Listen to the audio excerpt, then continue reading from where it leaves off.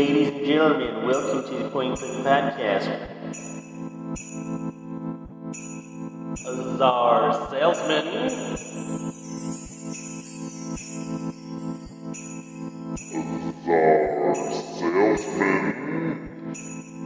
We pretend people care about our opinions. We pretend people care about our opinions.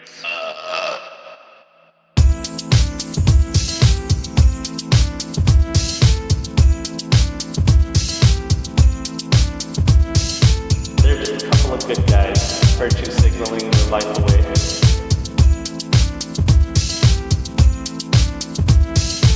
It smells like wet dog.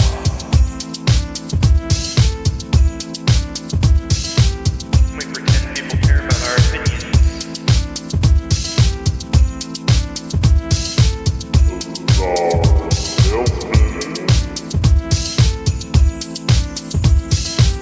We pretend people care about our opinions.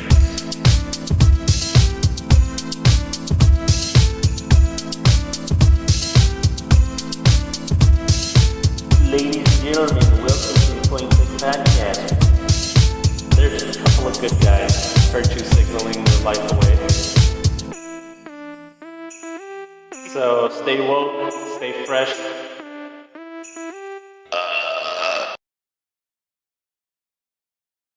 All right, ladies and gentlemen, welcome to the Point and Click Podcast. My name is John the Wise, and I have with me the OG of all OGs, the original co-host with the most, Dunkstik.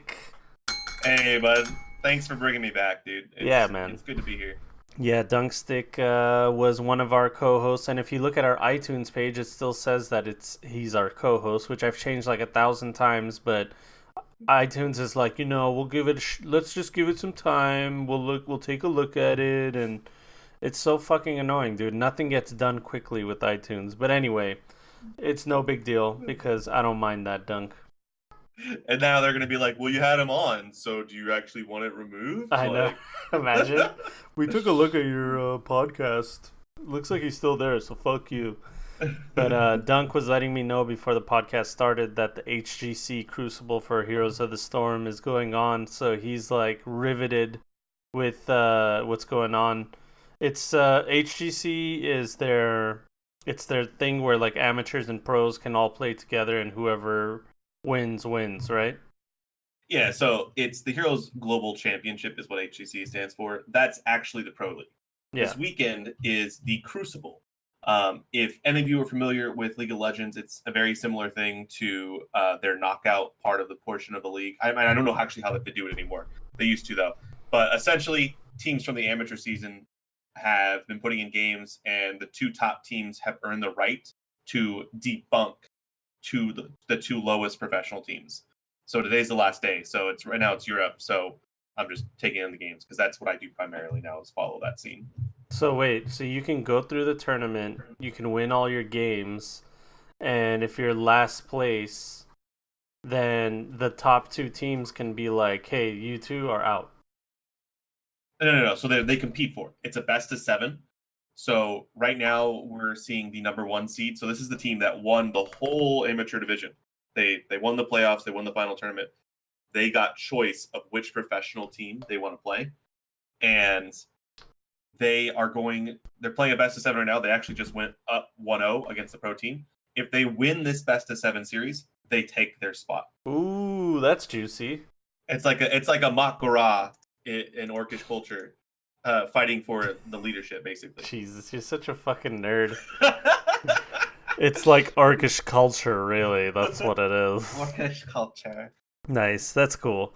So wow, then HGC I always thought was such a cool format for a tournament. I think they did a better job with HGC than they did with Overwatch League. But I don't know. So I think both leagues are run fairly well. Overwatch League has way more support. Like if HGC had $1 million to spend, Overwatch League has like $1 billion to spend. Yeah, no, Overwatch That's the definitely. difference in the price. The production value on Overwatch League is insane, but the like actual meat of it sucks. Like the teams suck. They had cheerleaders. It's not entertaining. They had DJ Khaled. Like it was really bad. Like we've been making fun of it on this podcast for I don't even know how long now. I mean, I won't say that I like the Overwatch League because I don't really follow Overwatch. I don't really watch it at all. But I'll tell you this. HGC week by week, you know, spikes up to like 25, 35,000 viewers. Yeah. Overwatch League consistently gets 200, 300,000 viewers.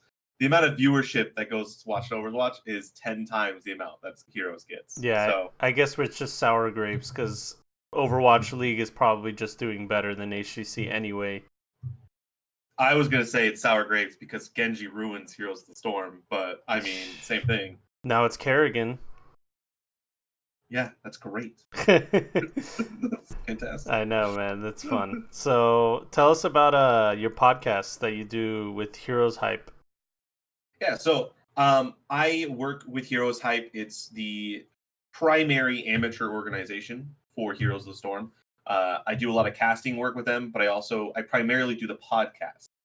We do it either Wednesday or Friday nights, depending on the current schedule. Like this weekend, we did it on Wednesday because the Crucible was this weekend. So we didn't want to do it. We didn't want to do it too late and people not watch the show. Yeah. Or listen to the show. I do it with my co-host Argy. We talk about the Open Division or things that relate to the Open Division. Recently, we had an episode where we actually had a team's psychologist come on and talk about his job and his role in the team. So that was really interesting. It's a fantastic episode talking about like the mindset of gamers and people in a team situation. Yeah. Highly recommend. And I never really understood what a psychologist would do. Oh, like, hey man, you can do it. So wait, they have a team psychologist? Yes, Heroes Hearth has a team psychologist. His name's Ramadi. He's actually a really cool guy. And literally he's been working with them since they were an amateur team, and essentially like he's helped guide them, and they're considered the best team in North America. And me personally, he thinks I asked him this question on the podcast. It's like, are you the only one in his role? Like, does the other teams have team psychologists as far as he knows? To his knowledge, none of the other teams have a team psychologist. Heroes Hearth went, I think, 11-1 this last phase. The next best team only went 9-3. Yeah. So, wow. I mean, Dominant. is it there? Is it there? Is it just that mentality? Does it help them? I mean, we don't know. He says he would take 1% of the credit. Maybe what he does, like the leaders in the other teams need to do better, you know, like because pretty much what he's doing is making sure they're still in the right mindset to win games. Yeah, that's exactly. it.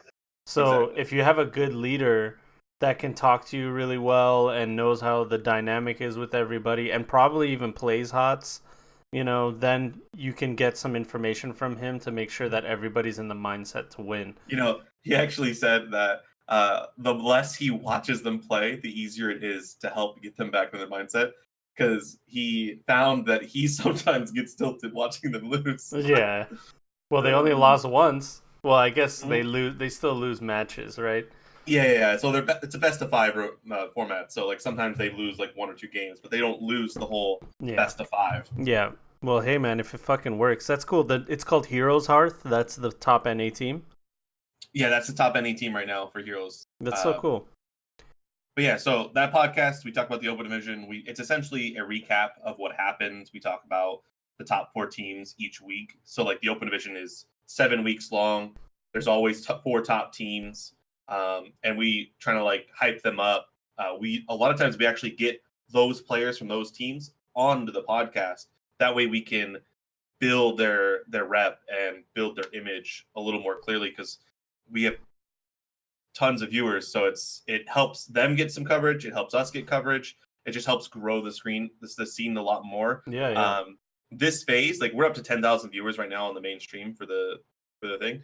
I think last phase during like the final episode, we were at like 10,000, but we're not even at the final part of it, and we're already at 10,000. Yeah, that's actually really cool, man. So you're like a fan podcast / community, but it's like one of the main fan ones, right? Like unofficial fucking. We are the only Heroes podcast that really covers the Open Division. Yeah.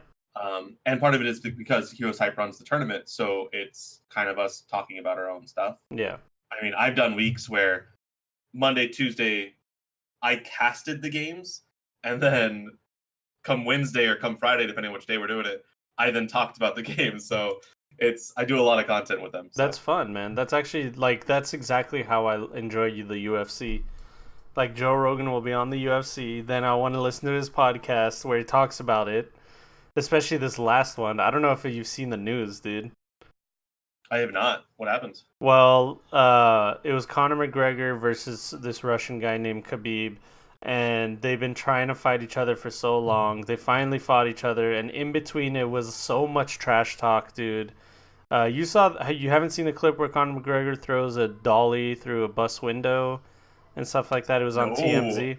I have not. I Yeah. have not seen that. In Brooklyn, Khabib was on the bus, and Connor came with like 30 dudes. He flew from Ireland all the way to New York with like 30 of his dudes, and they charged the bus. They threw a dolly at the. He threw a dolly at the bus. It broke the glass, and there was a bunch of other fighters in the bus that were collateral damage. Like 3 of them couldn't fight that day because they got glass in their eye or something.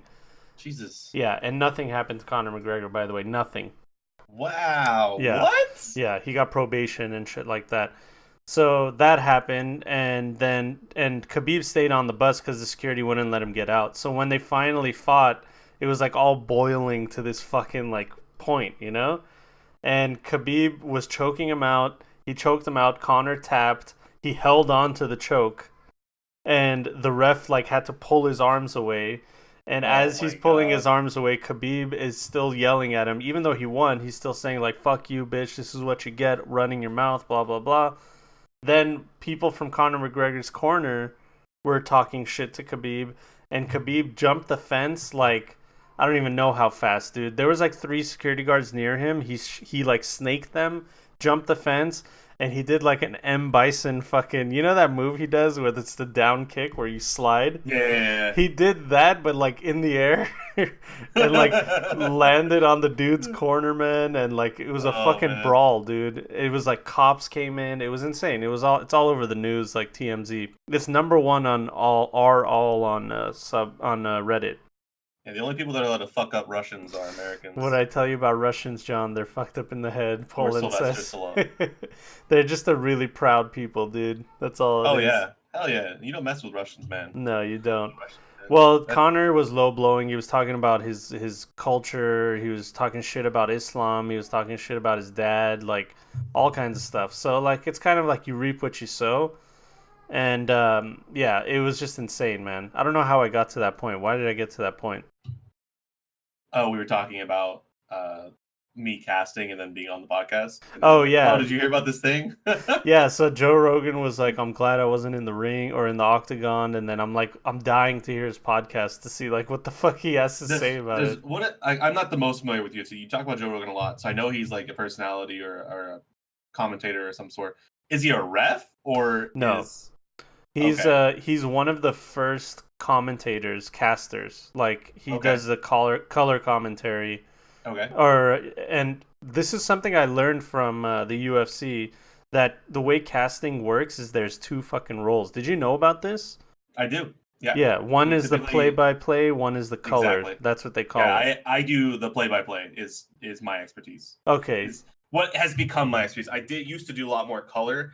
I picked up doing the play-by-play. Occasionally I do some color, but for the most part I focus on the play-by-play. Yeah, so that's how it works. Like one person tells you like the details, the stats, like, you know, this and that, and then the other person gives you insight on like, you know, what could possibly be done, what was the mentality behind the decisions, like what decisions could win the game.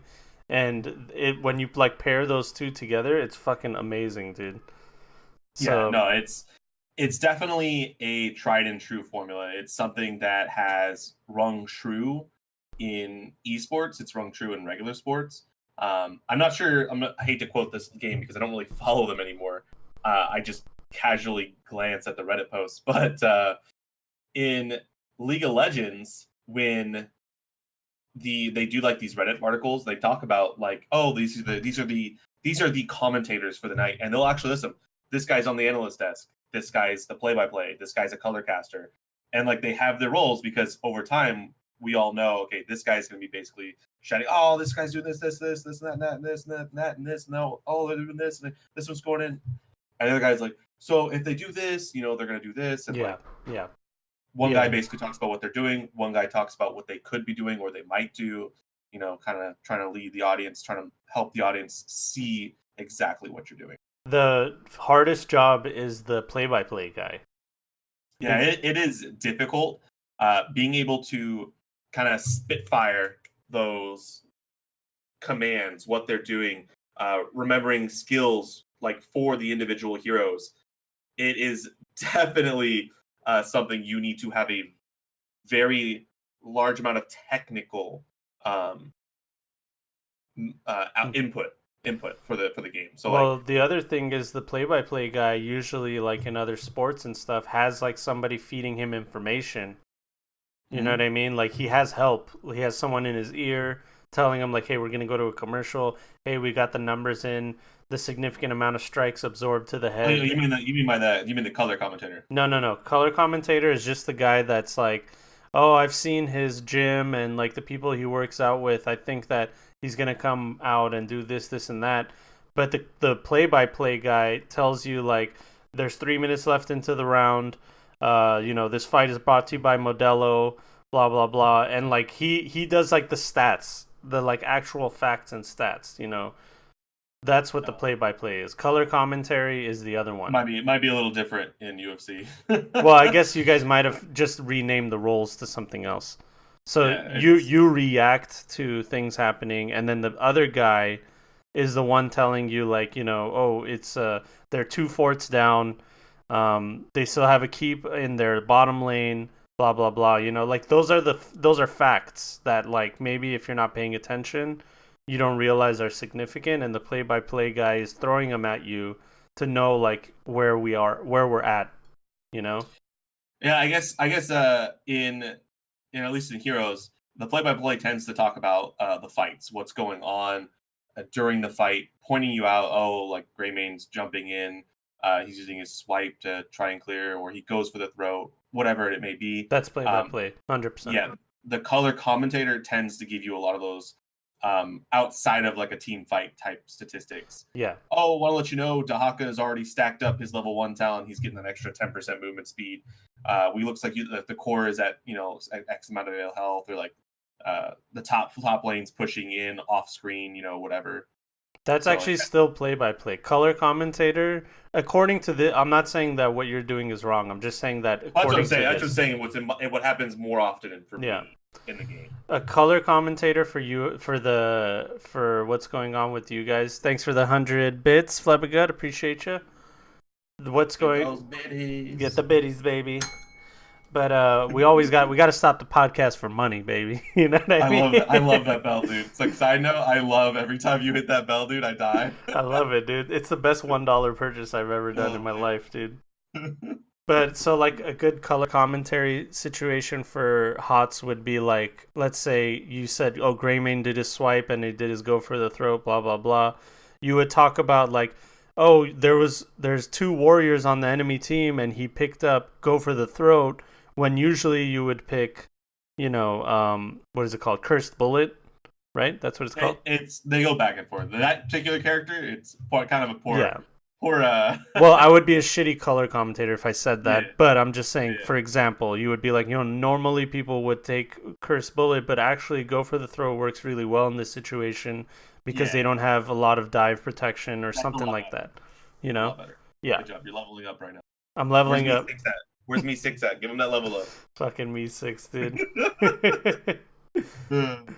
Dahaka picks level 1 talent. The core looks to have 100% health. See, those are things that play-by-play guys have to not say because it's so obvious. Like, the round has begun. Like, okay, we know, dude. We know the round has fucking begun, dude.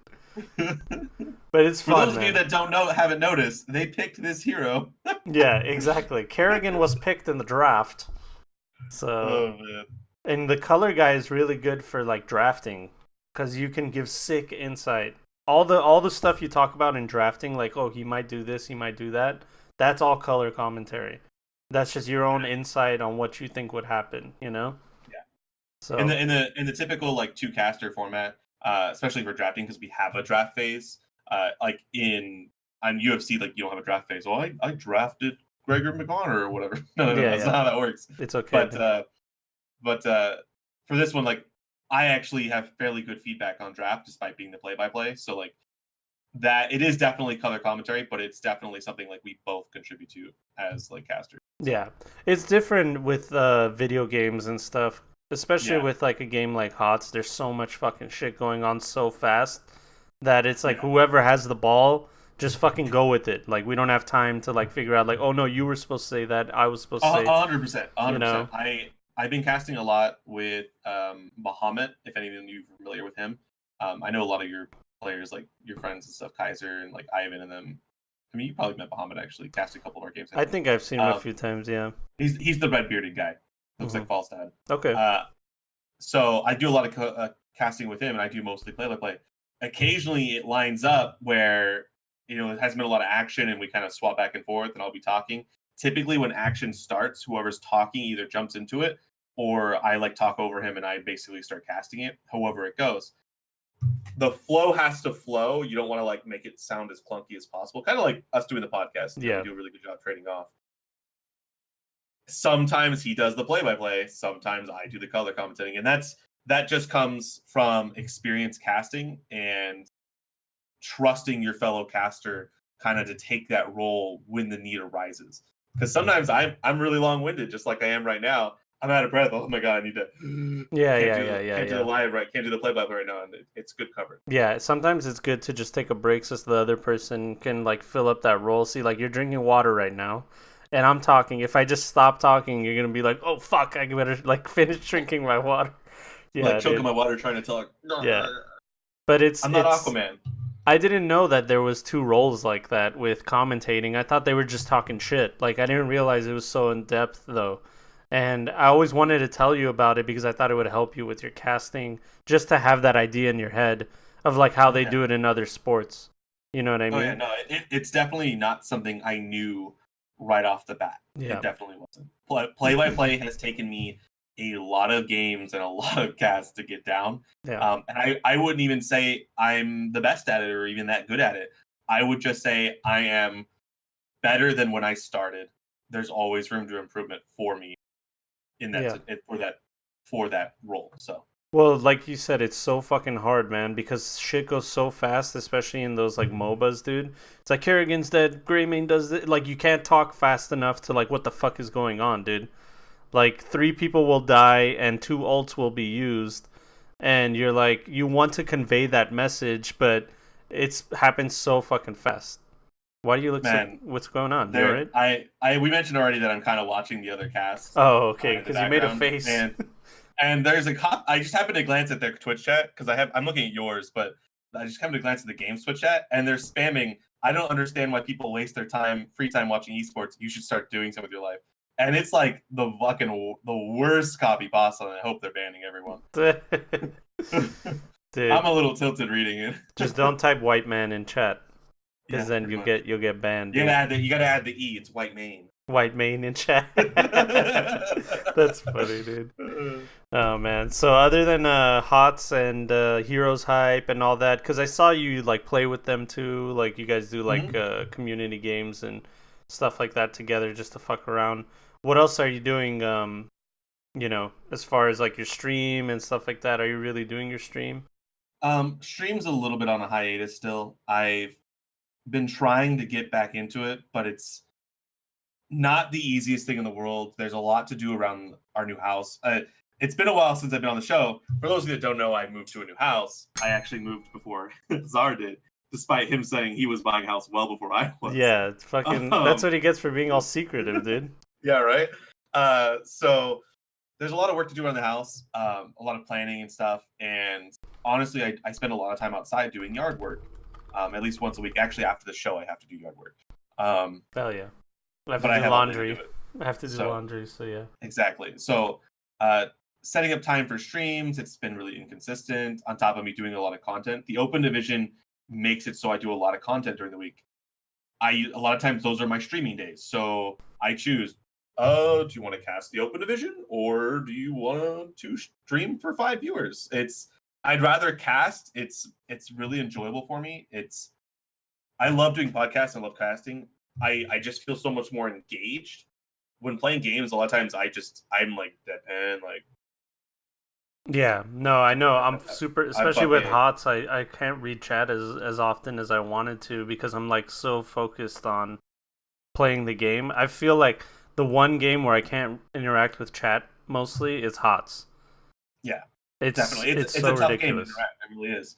But like for you, like you've been streaming now like so consistently. Like I know that Donnie's been born, so it's been a little bit more inconsistent. But Yeah, when I watch your stream, one of the things like I always like, man, this is like he does this so much better than me. Is interacting with your stream. Like I can see you typing in your chat right now while I'm talking, so I know you're ignoring me, and I don't feel happy about that. By the way, fuck you, Dunk. Hold on, I actually have to get my son. Give me 1 second. Yeah, no problem. Talk to my chat while I go. So, chat, welcome. This is the Point and Click podcast with John, the Wise, and Czar Salomon, who is not present. I'm Dunkstik. For those of you that don't know me, I'm pretty sure all of you do, though. I'm on the stream enough that I feel like I'm just a regular old pal. I have been debunked to the JV team, though, according to Ray Ray, so it's unfortunate, but, I'm still here. Still not queer, but I'm here. But $20 is $20, Sorry guys. about Remember that. that. $20 Daddy is still duty. $20. Got my daddy duty going on, dude. I had to take my son to the Yeah, other dude. room. I got the best pop ever shirt right now. You know? I know, man. That's actually really good. You're already a dad, dude. You already do dad jokes, so it's just a matter of time whether you fill that role, dude. Okay. You're multi-classing. I got a great joke for you. Drake joke for me? Go for Great it. joke for you. Why did the chicken cross the road? Why? To get to the idiot's house. Is that the joke? Knock knock. Who's there? The chicken. The chicken? Because you're the idiot. I'm the idiot? Oh, okay. So it's a roundabout way of calling me an idiot. I knew when it first started that somehow I was going to be the idiot. I just didn't know how it happened. Man. So anyway. There was this on Ask Reddit this morning. There was this really good what's your cleanest joke thing? And I literally like copy pasted all of them into like my little private joke folder. I was like, this is amazing. First of all, you have a fucking private joke folder, Dunk? You don't? Donnie's gonna be able to understand you here in like another year, dude. You better start moving up your game, man. First of all my jokes come naturally, improv, okay? I don't read from a fucking book. Yeah. So I feel like sometimes I have really good improv, and it's helped me as a caster because like a little bit of humor always goes a long way, obviously.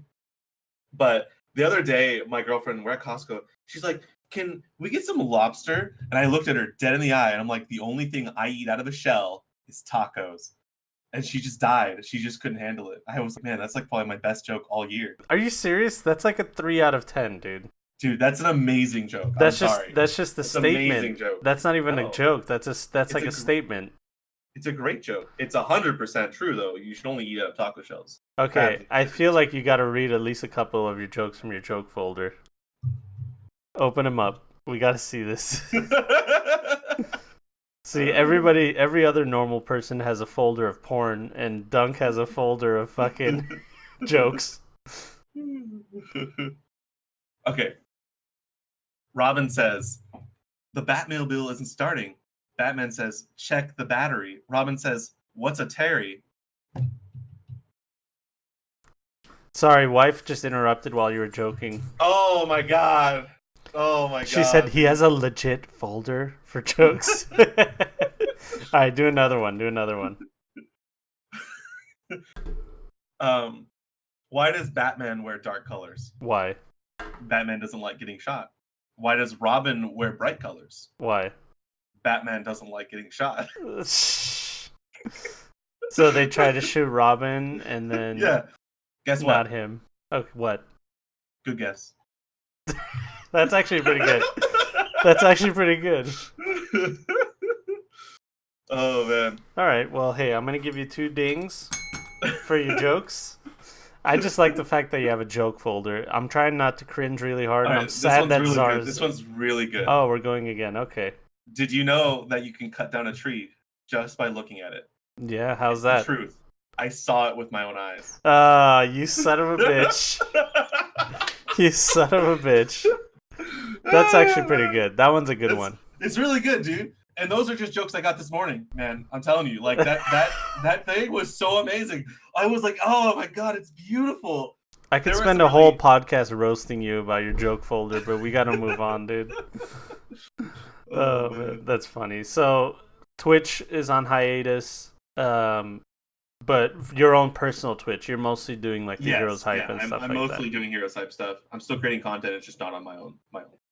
I thought that the Heroes hype would help your stream because of like the popularity, but you've opted to not like connect the two. I do definitely talk about my stream towards the end of like our podcast and everything. I have definitely received quite a lot more follows and everything else. The issue once again is consistency. When you want to grow your stream and really like push for more viewers, you need to be consistent. You want to typically play like the game that they're interested in. Yeah. Take for instance, how many times this week have I been like, "Hey guys, anyone want to play like some PUBG or something?" I play HOTS, just not as much as I should, and I don't necessarily do it on stream. Yeah. So I'm not necessarily getting the viewership because why would anyone want to watch a HOTS caster play PUBG? Yeah, I get you. Because you're kind of tired of playing HOTS, but you're not tired of watching HOTS. And I'm not even necessarily tired of watching it. I just really like to play with my friends, and you guys aren't necessarily always playing HOTS. yeah, that's the other thing. Like, I would rather do quick match with my buddies. Well, now that we can do Team League, it's good. But I mean, in the past, it was I'd rather play quick match with my buddies than solo Hero League. You know what I mean? Mm-hmm. Exactly. So I've actually solo Team League now that it's changed. I know now you can do whatever you want, which is good. I kind of like that. Yeah. Finally, dude, you can do whatever fucking system you want to do. I heard that Hero League is now like more Grandmasters and Masters, and Team League is for everybody else. Yeah, it's the popularity of Team League has increased greatly with the change. Yeah.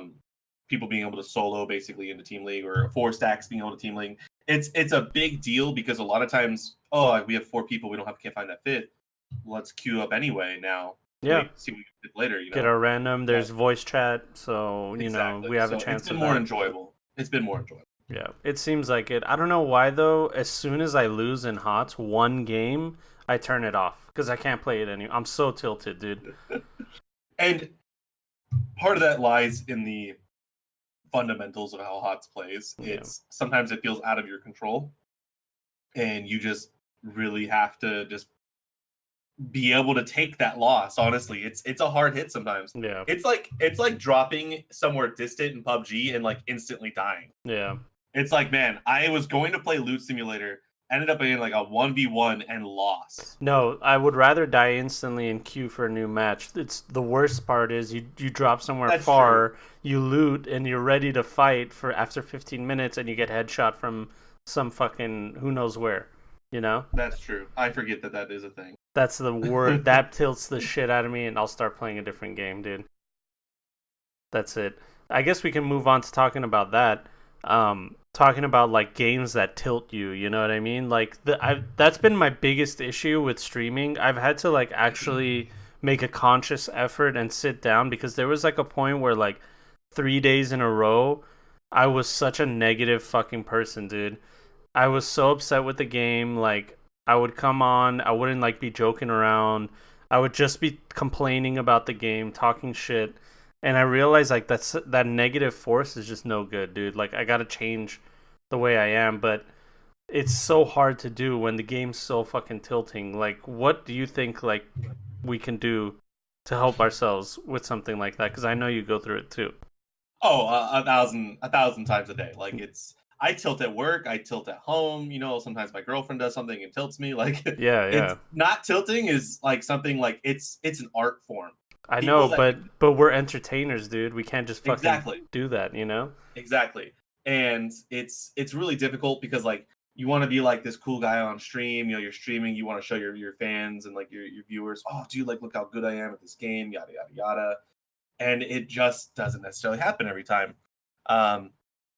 So actually this is gonna lead a little bit back towards my podcast that I had with this team psych. He talked a lot about tilt. because it's such a major factor for professional players. Oh, hell yeah, It's dude.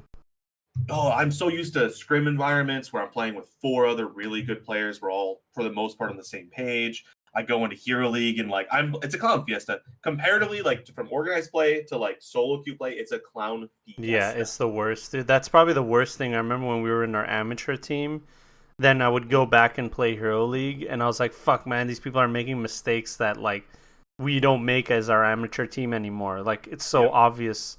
Take the camp before at the 2 minute mark, god damn it. Like, no one does it. You know what I mean? Yeah, and So, he talked about this process or like eliminating from the teams. It's like the three things that are basically the same thing, but eliminating them all from like your vocabulary, from your process. It's guilt, blame, and shame. okay.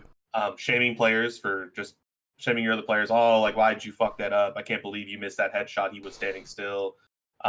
Blaming him. Oh, you missed that headshot and that lost us the game. Yeah. Or guilting him. Oh, like you suck, so you should step out, Dunkstik, and come and play because Dunkstik's a really good player. Or you You mean, know or maybe guilt, like you feel guilty that you didn't do exactly, as well. exactly. They're all almost the same thing, Hmm. but fall into. And he says eliminating that mindset of like guilt, blaming, and shaming is a major step, especially in the foundation of setting up a team, um, to uh, get rid of that mentality. To that essentially prevents tilt, prevents teams from dissolving into argument. It all kind of leads to the same thing where your men. It's all about your mentality, and it's such a mental strain because I'm telling you right now, even if I had if I went 10 times the amount of mentality I have, positive mentality I have now, I would not be able to go 5 games lost and not be like, I'm turning off stream, guys. Sorry. Yeah. Like, No, there's no way. there's no way. But that's really what he talks about, and it's all about basically being able to step past it and leave it behind you, like truly leave it behind you. Um, but it's not for everyone. It's not the easy. It's definitely not something easy. But if you can do it, like man, props to you. You're amazing. Yeah. And Poland saying podcast idea, have something on screen saying what the current topic is. This is kind of spontaneous. It just came up out of nowhere, so I didn't really have anything prepared. And besides, we're probably just going to move on to the news right now. To the news. But I just wanted to touch on that topic real quick of tilting. It's so hard, man, to let go. It's so hard to let go, especially in a group environment. It just takes one person to be upset, and then we're all upset. And especially if you like witness your teammate do something bad, and something that made you lose, it's so hard to not bring it up. Even though like it's in the past, it's done, there's nothing we can do to change it, you still like it's killing you to say something, you know what I mean? So I think that's a part of it, especially us nerds, man. We always want to fucking be right. You know what I mean? That's a big part of our culture, dude, where we're just like, we want to be right. We want to win the argument. We want everyone to know that we know more about like the video game or whatever. We're the expert, That's what we want everyone to know. So it's tough, but I feel like for the betterment of my stream and the betterment of myself, I have to try to be a little more positive. So I'm trying to keep the negativity out. Like, even though the game I'll say this game's a joke. That's all I'll say. But I won't like go into in-depth rant about like, what could they do? Like, I try to do it less and less now because I think people are tired of it, So that's pretty much it. But yeah, you ready for the news, bud? I am. Okay, give me 1 second. Let me get this news going. We got some juicy news, dude. Juicy. So, super juicy. First piece of news. Diablo's future will be discussed at BlizzCon. Okay? So, we've been talking in the past about Diablo coming through. There's going to be a Netflix cartoon. Is it a cartoon? I thought it was going to be live action. Is it live action? I'd have to look back into it. I thought it was going to be along the same vein as Castlevania. Maybe. I don't know. You know what I mean? Well, I hope so. Well, last BlizzCon, they didn't even talk about Diablo. No, not at all, dude. It was so hilarious. people were so fucking upset. My son's screaming. Here, you talk while I come back. I'll go figure it For out. those of you that didn't see the BlizzCon, what happened to BlizzCon last year? Basically, they had like a small announcement of Diablo. Oh yeah, we have a little bit of a corner booth over here, and you can do this very special limited edition BlizzCon run through of a Rift. It's basically the same thing you've been doing at home for the last 3 or 4 years, but it's special because you're at BlizzCon doing it. And that's it. That's all they had. It was pretty bad. It is coming out for the Switch here, I think in the next couple months, actually. I think it's end of November it comes out. So, I mean, that's pretty good. But they're definitely, hopefully, they're making a fourth one. Honestly, I like the story in Diablo. I've always played through the games, so I think it's pretty cool. Yeah, it's it was just sad there. It's oh man, sad. I just feel so bad for all those Diablo players because like I love Diablo. I can't spam rifts like everyone else, but like it's like man, like if you can, like good power to you, man. But like it's kind of a dead game at the moment, despite being like one of their best selling games of all times. Fresh Prince, congrats on going to BlizzCon, by the way. Nice, very nice. You thought they would make a mobile game? I mean, yeah, that'd be nice. Like some sort of mobile, like Diablo game, maybe would probably work out. Definitely, like the Switch edition is mobile, so I mean, they're kind of there. So that'd be pretty neat.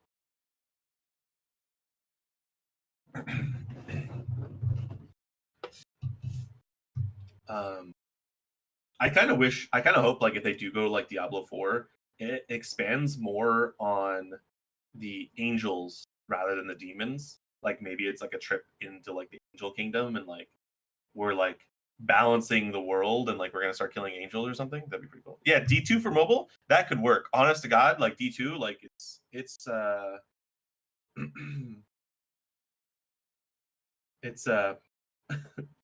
that was true. I think that game would work really well on mobile. D2 though. I mean, honestly, like the whole thing, like having like the thumb controls or something on the mobile phone, like I think like it overall, I think it would just work well. Maybe simplify the mechanics a little bit, but it is what it is. Oh wait, is that John we hear the Watts getting on to his chair and sitting down? And Yeah. oh my God, he's got his baby with him. He's being super fussy, and wife went to go get some Starbucks, so I'm gonna watch him until she comes back. I don't know what the fuck to do. Let's make sure we support that little head of his. Yeah, I got his little head. So what were you talking about for Diablo right now?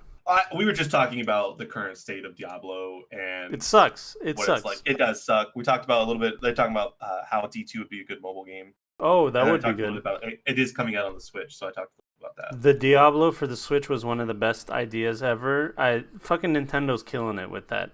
The thing about Diablo is it's a great game. It just got stale, dude.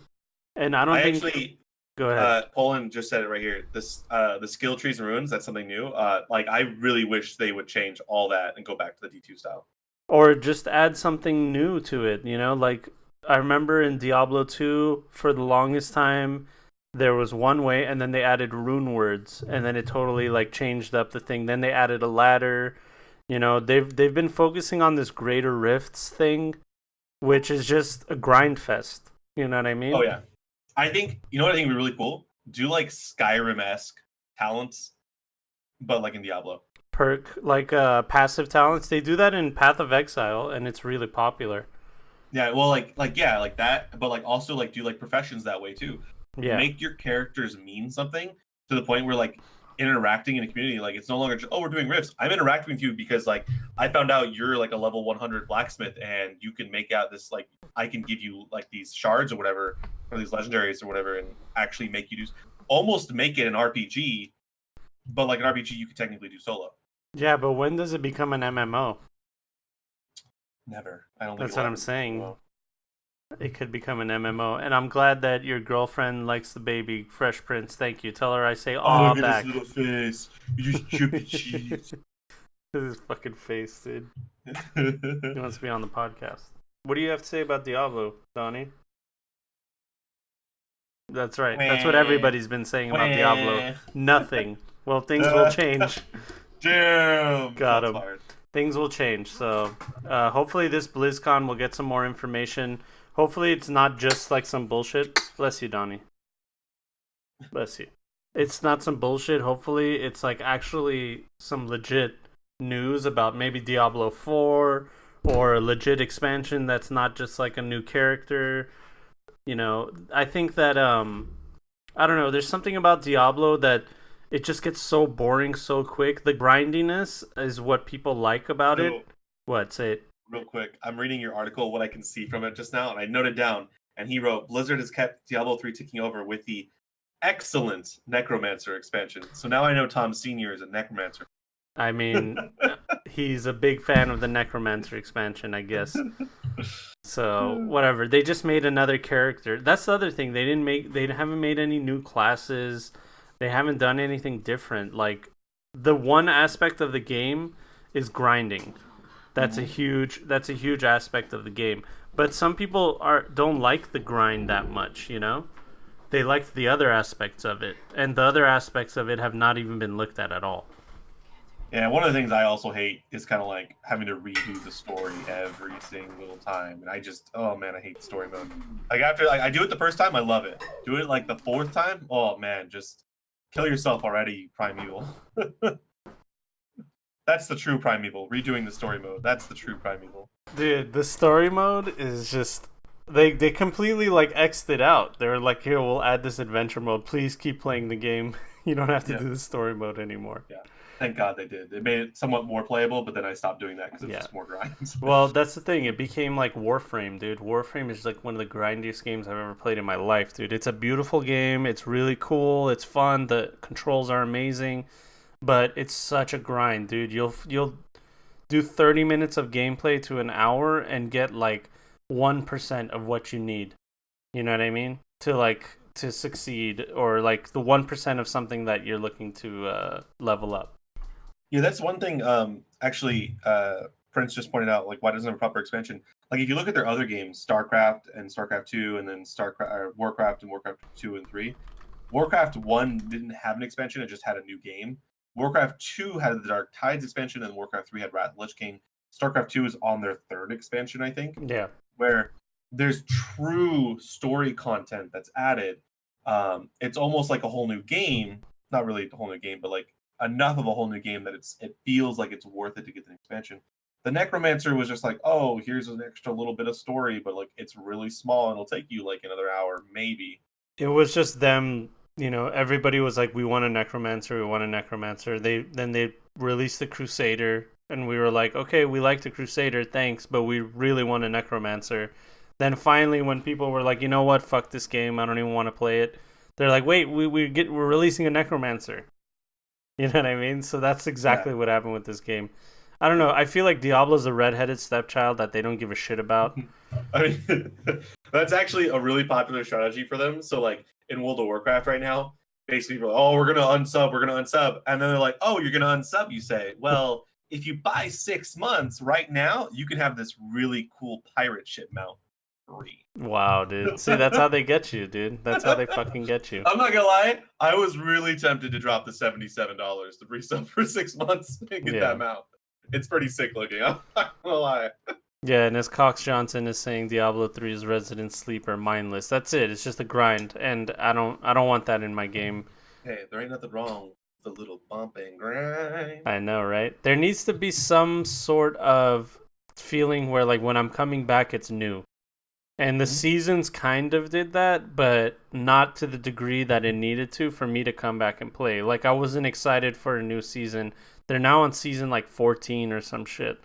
So I think if they sped that cycle up and did it from the start, that game could actually be something worth something. Yeah, or, just think about it. There's 14 seasons. None of them were enough to make me come back. So whatever content they dropped every time was not enough to entice players to come back 14 times in a row, dude. I think one of the advantages Blizzard has, and then I don't think they're utilizing it enough, is cross-play rewards. So, like, I think at one point there were some like cross-play rewards, like either portraits or like banners or something for like heroes. Cosmetic shit. Yeah. Cosmetic shit. I think that is something that they don't. I think they might still do. I don't know. I'd have to double check. It's just not told. Like Heroes of the Storm, for instance, you get so many crossover rewards from Heroes or World of Warcraft or Starcraft. But then, like, where's Diablo at? I don't know anything about Diablo, and I think that's something that could actually help build like people trying to play the game. Oh, like, oh man, like look at this really cool mount this guy has because he played season 14 of Diablo 3. He got this really cool mount in Heroes and in WoW. Um, and like, honest to God, cosmetic shit makes people go crazy, man. Yeah, they Oh, love like, it. look how cool that is, dude. My pixels, they look amazing. I know. I need this. But yeah, And I and think that's go I ahead. think that's a market they could dominate because of how interconnected their games are. Yeah, they've done it. You're right. They've done that kind of stuff in the past, and it seemed to like work out. It made people play HOTS because they wanted their Overwatch whatever or their Yep. Diablo whatever. So that was cool. But Poland is saying in chat, there's no difficulty getting level 60 takes like an hour. That's like a normal thing with a lot of video games. They make it easier and easier to get the top tier stuff, and then they add another like tier to it. So they just kept adding more difficulties and making it harder, and then now there's Paragon levels, so it's uncapped. And Um, they just want people to get to the content that they enjoy quickly. You know what I mean? yeah, I think in a game like Diablo, honestly, I don't think levels should be a thing.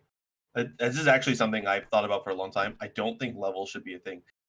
We talk about like, oh, you unlock this, you unlock your talents over time and everything. Yeah. Gives you a sense of like powering up.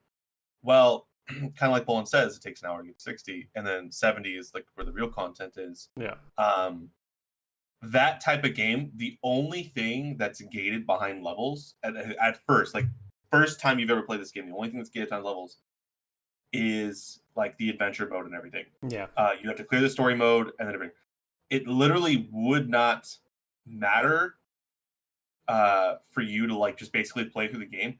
And instead of using level ups as a reward, use your abilities as an award. Oh, if you complete this quest, you unlock this ability or you unlock this new thing. Yeah. And then make the content require you to utilize that new ability in some sort of way that makes it easier. Yeah, sure, maybe you can still use your old build to clear it, but maybe utilizing this ability makes that so much more easier instead of like this leveling system. Because then once you've unlocked all your abilities, you have an idea of how to use them. That's when you start getting the real creativity at the highest level of, oh, like look at this build that works really well that I came up with Yeah. versus, oh, I'm not quite level 70 yet, so I'm still waiting to gear up.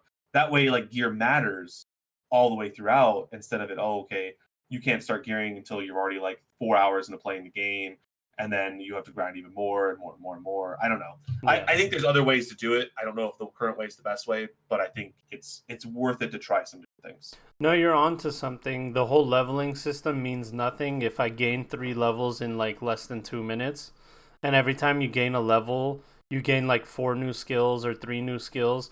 It's like it's happening so fast and I'm getting so much shit so quickly that I don't even have time to go through it. Like, what did I just get? You know, oh, now I have this ability that does this. Like, I want to keep going. Like, the game promotes fast gameplay and, you know, trying to get through things quickly. And because of that, you gain like 5 levels and 20 new skills.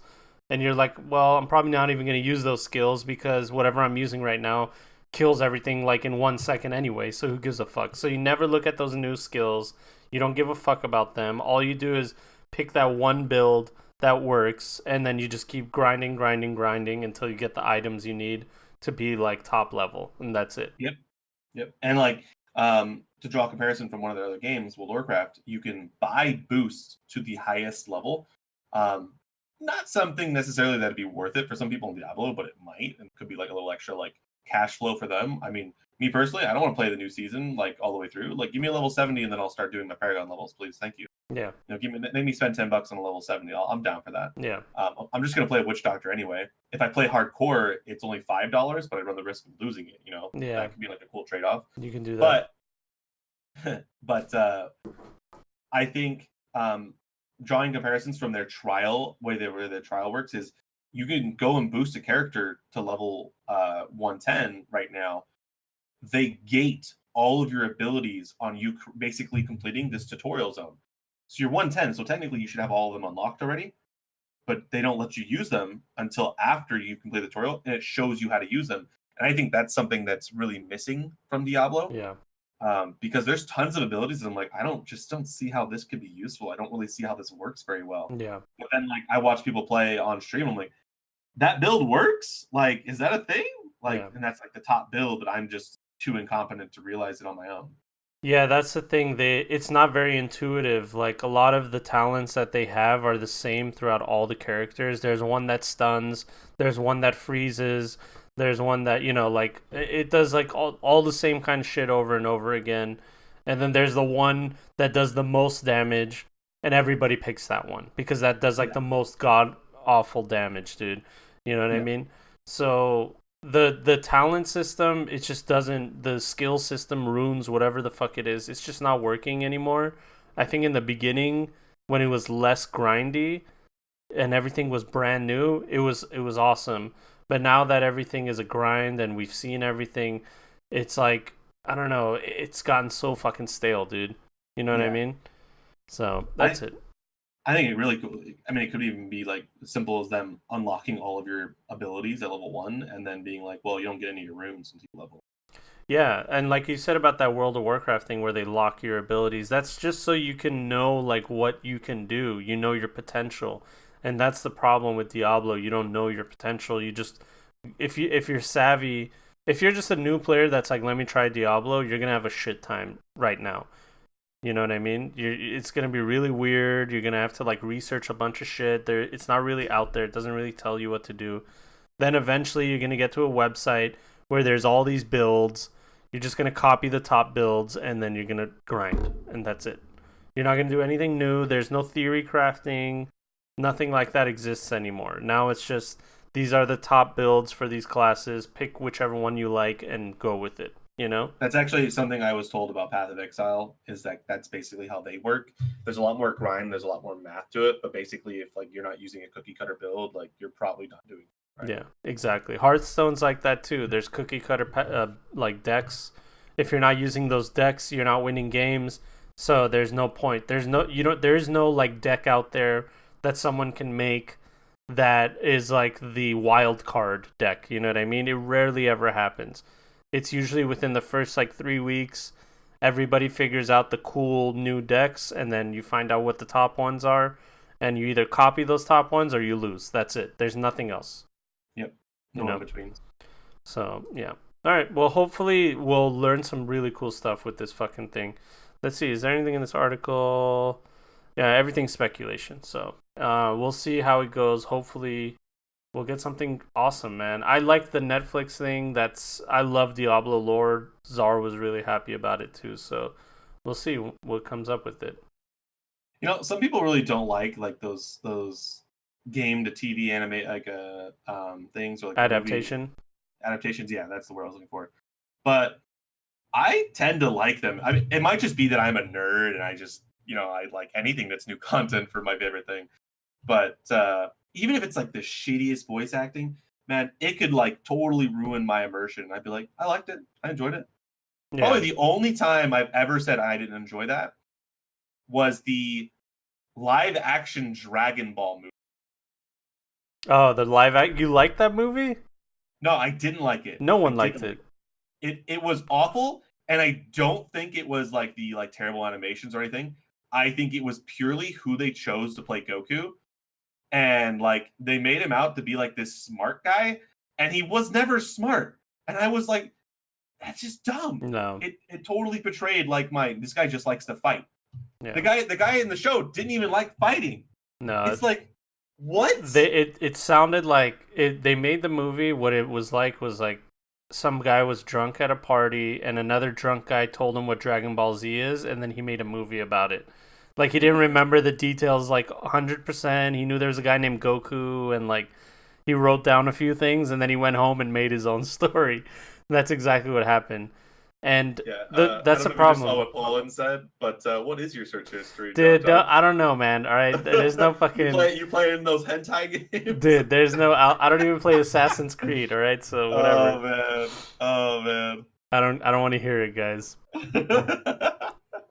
But the other thing is with anime, it's hard to do live action because anime is so exaggerated, and then when you try to translate that to like live action, it just turns out to be goofy. That's what it is. So I don't know if you've seen that like Full Metal Alchemist or Bleach on Netflix where they did the live action adaptation. Where in Full Metal Alchemist the main guy is like a blonde white dude, and then in the live action it's like a Japanese guy with dyed blonde hair, like obviously dyed blonde hair. Yeah. And it's like, Yeah. what's going on, dude? Like, I'm not trying to be xenophobic, but it just doesn't make sense, you know? Well, even like in the anime, they're supposed to be literally Germans. They're German, Yeah. and like their father like left them there. Exactly. It takes place in Germany, even though everybody in the movie's Japanese in the live action. It just doesn't make any fucking sense. Yeah. So yeah, there we go. Let's move on. That was just the first piece of news, and we're already banging, dude. banging. Okay, fuck you, Kotaku. Hollywood is making a live action Mega Man movie. Why? Right when we were talking, like exactly when we were talking about this shit. First of all, Honestly, I don't think you could make Mega Man even worse for me. I get it. He's so popular. He's never been like, I want to watch some Mega Man. No, I'm just like, whatever. It's Mega Man. it doesn't even make, the story is stupid. It's not even like a compelling story where you could be like, No. oh, maybe they can. No, it's just like, it's a game, dude. You're a guy that shoots things and there's bosses. You kill the The bosses. most compelling thing about Mega Man in my childhood, the only thing I liked about him is you could grab those big cardboard wooden tubes, put them on your arms, you like, pew! I'm Mega Man. Exactly. I am Mega Man, woo! And that's it. The best part about Mega Man as a video game was you kill the boss and you get his power, and then you get to use his power throughout the fucking other levels. But then you're like, oh, I don't want to waste it, so you end up not using any of the powers because you don't want to waste even it. even like in the anime and stuff, and like the TV shows and stuff, like he was always a little bitch about using their powers, and I'm just like, man, Yeah. I don't even like this character. Yeah. So here's how Capcom describes the live-action Mega Man. Based on the influential and globally beloved Mega Man franchise, Capcom aims to appeal to a diverse audience, including not only game players but action movie fans as well, with an adaptation that maintains the world of the Mega Man games while incorporating the grand production and entertainment value that Hollywood movies are known for. Okay, I'm just saying, if they made it like super bloody and gory and like basically he's Terry Crews, I'm interested. I mean, the only way Mega Man as a live-action movie would work is if it's a comedy. That's the only way it would work. If they like just totally make fun of it and they make it a complete joke, because that's what it's going to be. Anytime you try to be serious with it, it's going to be a joke. So just be a joke. We should get the same actor that was Inspector Gadget, but make him Mega Man. Why, Dunk? Why? Because he was so funny when like he was first learning how to like use his power. He's like, go, Inspector Gadget. I want to see Seth Rogen as Mega Man. That's what I want to see. Seth Rogen as Mega Man. I want him to get high and shoot things out of his hands, dude. Who was that? Who was that actor that just recently played Venom? Who was that? Tom Hardy. Tom Hardy. Make Tom Hardy Mega Man. Oh, he'd be the best Mega Man. Fuck. Ooh, I should talk about Venom. I saw it. By the way, I've never liked the name Mega Man. He's clearly Mega Boy, and he's not a man, dude. He's not a man. There's no everything he does and everything he tries to be, he is like the opposite of like I'm a man. So I don't know. I feel like they should have changed that a long time ago. Yeah, he's definitely a boy. You're right. He's a Mega Boy. There's no Mega Man in here, dude. I wouldn't even call him Mega Boy. He's like a Super Boy. Like he's nothing he does tells this guy's mega. He's like, okay, he's pretty super, but like whatever. Yeah. Right. So I can't wait to watch that movie. Nice. I pity the dude who will play Mega Man in blue tights. That's what I'm saying. It has to be a comedy. It can't be. Oh yeah. It can't be real. All right. Dude, what if Ryan Reynolds was Mega Man? It'd be great. It'd be great. It just has to be a joke, dude. That's it. Just make it a joke. That's it. Yeah, it's basically Deadpool. And I want one of his lines to be like, "What are you doing? Are you a boy or a man?" And he says, "I'm a Mega Man." You know? So I want him to say, "I'm a Mega Man." I'm a Mega Man. Yeah. You fucked up. You fucked with the wrong Mega Man. Like even better, they do this thing where like he's like, yeah, look at this cool outfit that I make, and like it's a better outfit for Mega Man, but like it has like a big MM on it. Yeah. It's almost like why don't you try this on? It's It's just like- these really awful blue tights. Yeah, or it's like Power Rangers. All he does is wear blue everywhere. You don't know Well, he's like- Mega Man, but he wears blue Yeah. all the time. But like literally, it's kind of like how they do the thing with Spider-Man's outfits, like when they first try to like get him his outfit, and like they're like just like testing things, and it's like some of them are really awful, some of them are like okay. Oh yeah, like different versions. We got to see Yeah. the cardboard version of that. Oh yeah, the cardboard version. Oh my god. Yeah, it'll be like it'll be like those bridal shower things where like the bride comes out and they go no, and then she goes in and changes.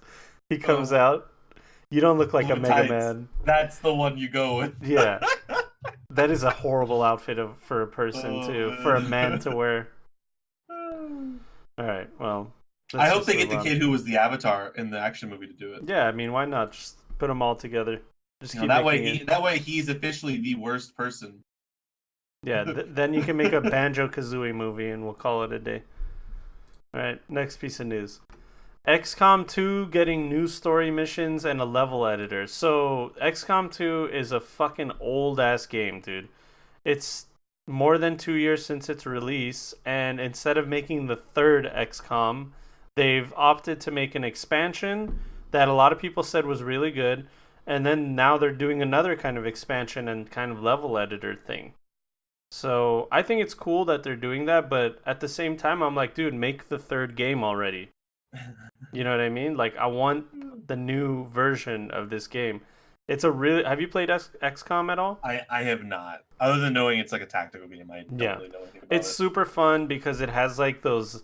You know games that like you go do missions and you come back and you upgrade your base? Mhm. And like you upgrade your guys, Yeah. like it has like all those tiers of like upgrades that you can do, you know, Yeah. down to like your weapons attachments and stuff. That's what this game is, and that's what makes it really cool. Is the grind reward aspect of it is awesome.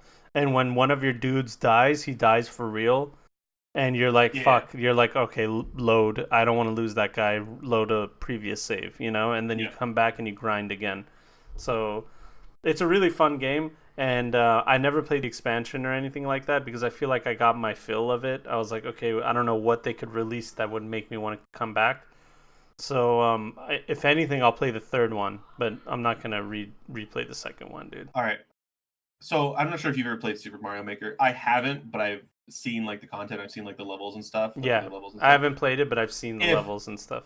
If anything is interesting to players, it is playing other players, basically like levels or like creations. Yeah, Because nobody knows better than like a top player what would make something challenging or what would make something interesting or like putting a spin on things.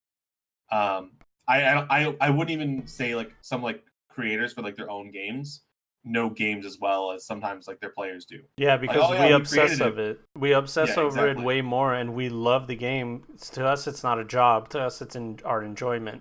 Exactly. So like if you look at like the Super Mario Maker and like the levels that came out of that game, these levels are so intense, but like stay so true to like the power of like your character and like how hard the game should be, or like Yeah. just creating a harder mode. Like for Super Mario, for instance, it's a super like, oh, this is something for it.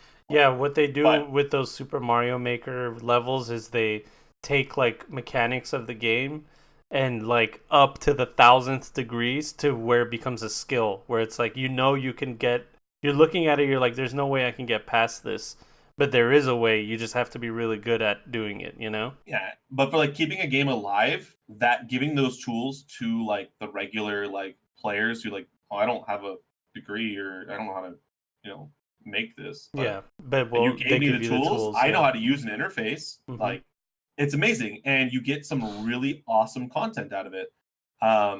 So I think that is something like if you are looking to expand the life of your game, it's a good idea, honestly.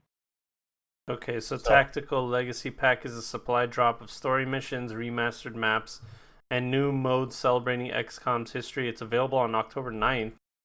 And it'll 2 be free days. apparently. Yeah, for a couple months it'll be free. It includes a series of legacy ops which tells the story, blah blah blah. New weapons, armor, customization, offline challenge modes, and soundtrack selector. And this could be their way of saying, hey, let's get a little hyped about XCOM. Look at these cool stories. Here's XCOM 3 after. Oh, okay, yeah. This is it's a gift to fans, so it's not even like really a DLC. I mean, there is one that's $8, the Tactical Legacy Pack. Okay. That's cool. Yeah. I like it when creators like, we really love this game. We don't have a third one yet, guys, but like here's this like little like fun thing for you guys. Yeah. A little bit of new content. Yeah. For those of you that are still like interested in playing this game. Till the Like I third said, one. It's literally could be like a generate buzz, like, oh, like maybe you'll get some players like me, never played XCOM, like, okay, the new expansion pack, I've never played it, it's free, maybe I'll consider it. Yeah. You know? Next piece of news. We'll see how it goes. I just want a new one, dude. That's it. All right, did you see this in the news? You know who I'm waiting for it to pop up, so. Okay. Do you know who Banksy is? Oh, yeah, I did see this. Okay, so apparently, for those of you that don't know, we're looking at a photo of an art gallery. There's a bunch of people looking at a Banksy photo that is being shredded through the frame. Like, there's a shredder built into the frame, and somebody bought the fucking painting, and then the painting started shredding itself in front of everybody's eyes. Now, the story behind it is Banksy apparently released this out to, for people to buy. It sold for $2 million, this painting that he did. And as soon as the purchase was made, he or somebody, they don't know exactly because Banksy's anonymous, somebody inside there had like a remote control. They pressed the button and the painting began shredding itself. $2 million painting began shredding itself.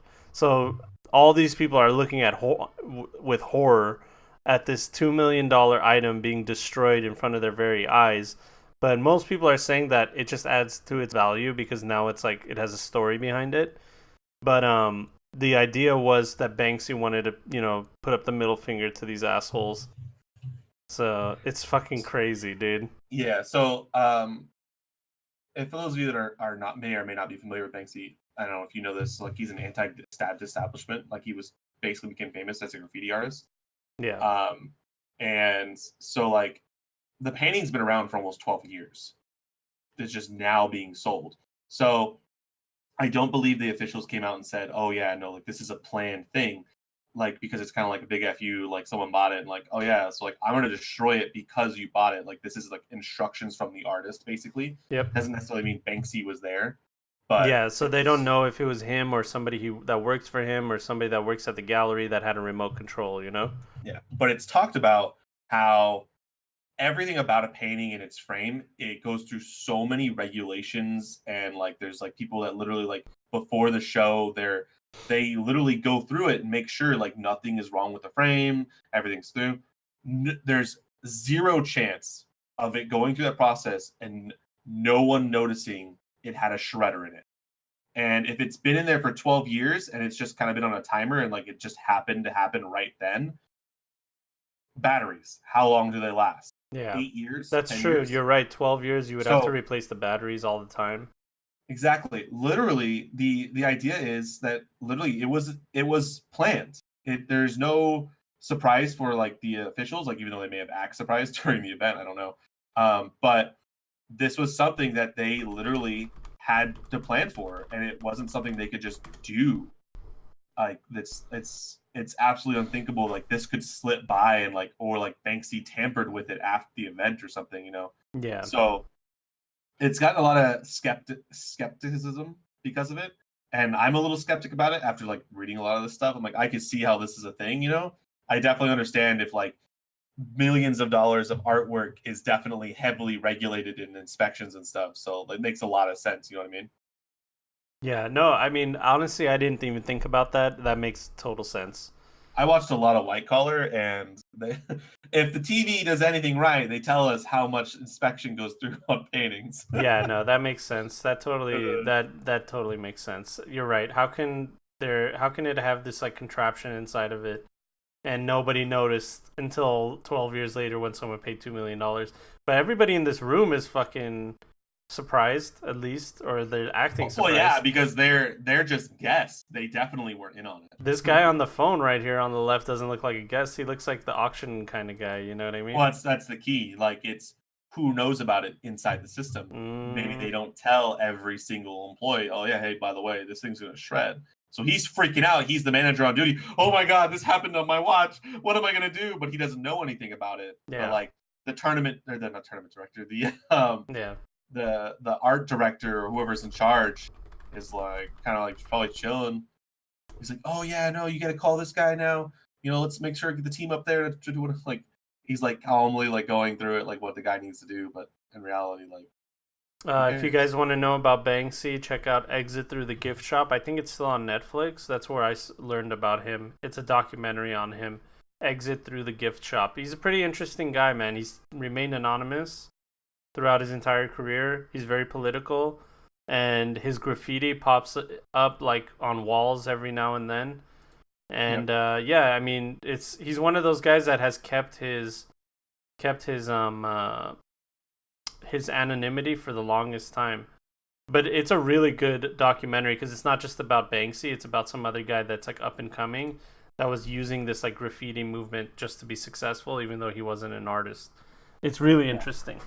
Good documentary. But anyway, I was actually just reading like there's theories about who he is, and it's like there's like one that's like the most accepted one, but like they can't prove it. So yeah, but they know he's a British guy. They just don't know who he is really. I mean, his name's Banksy. I would think he's British. Yeah.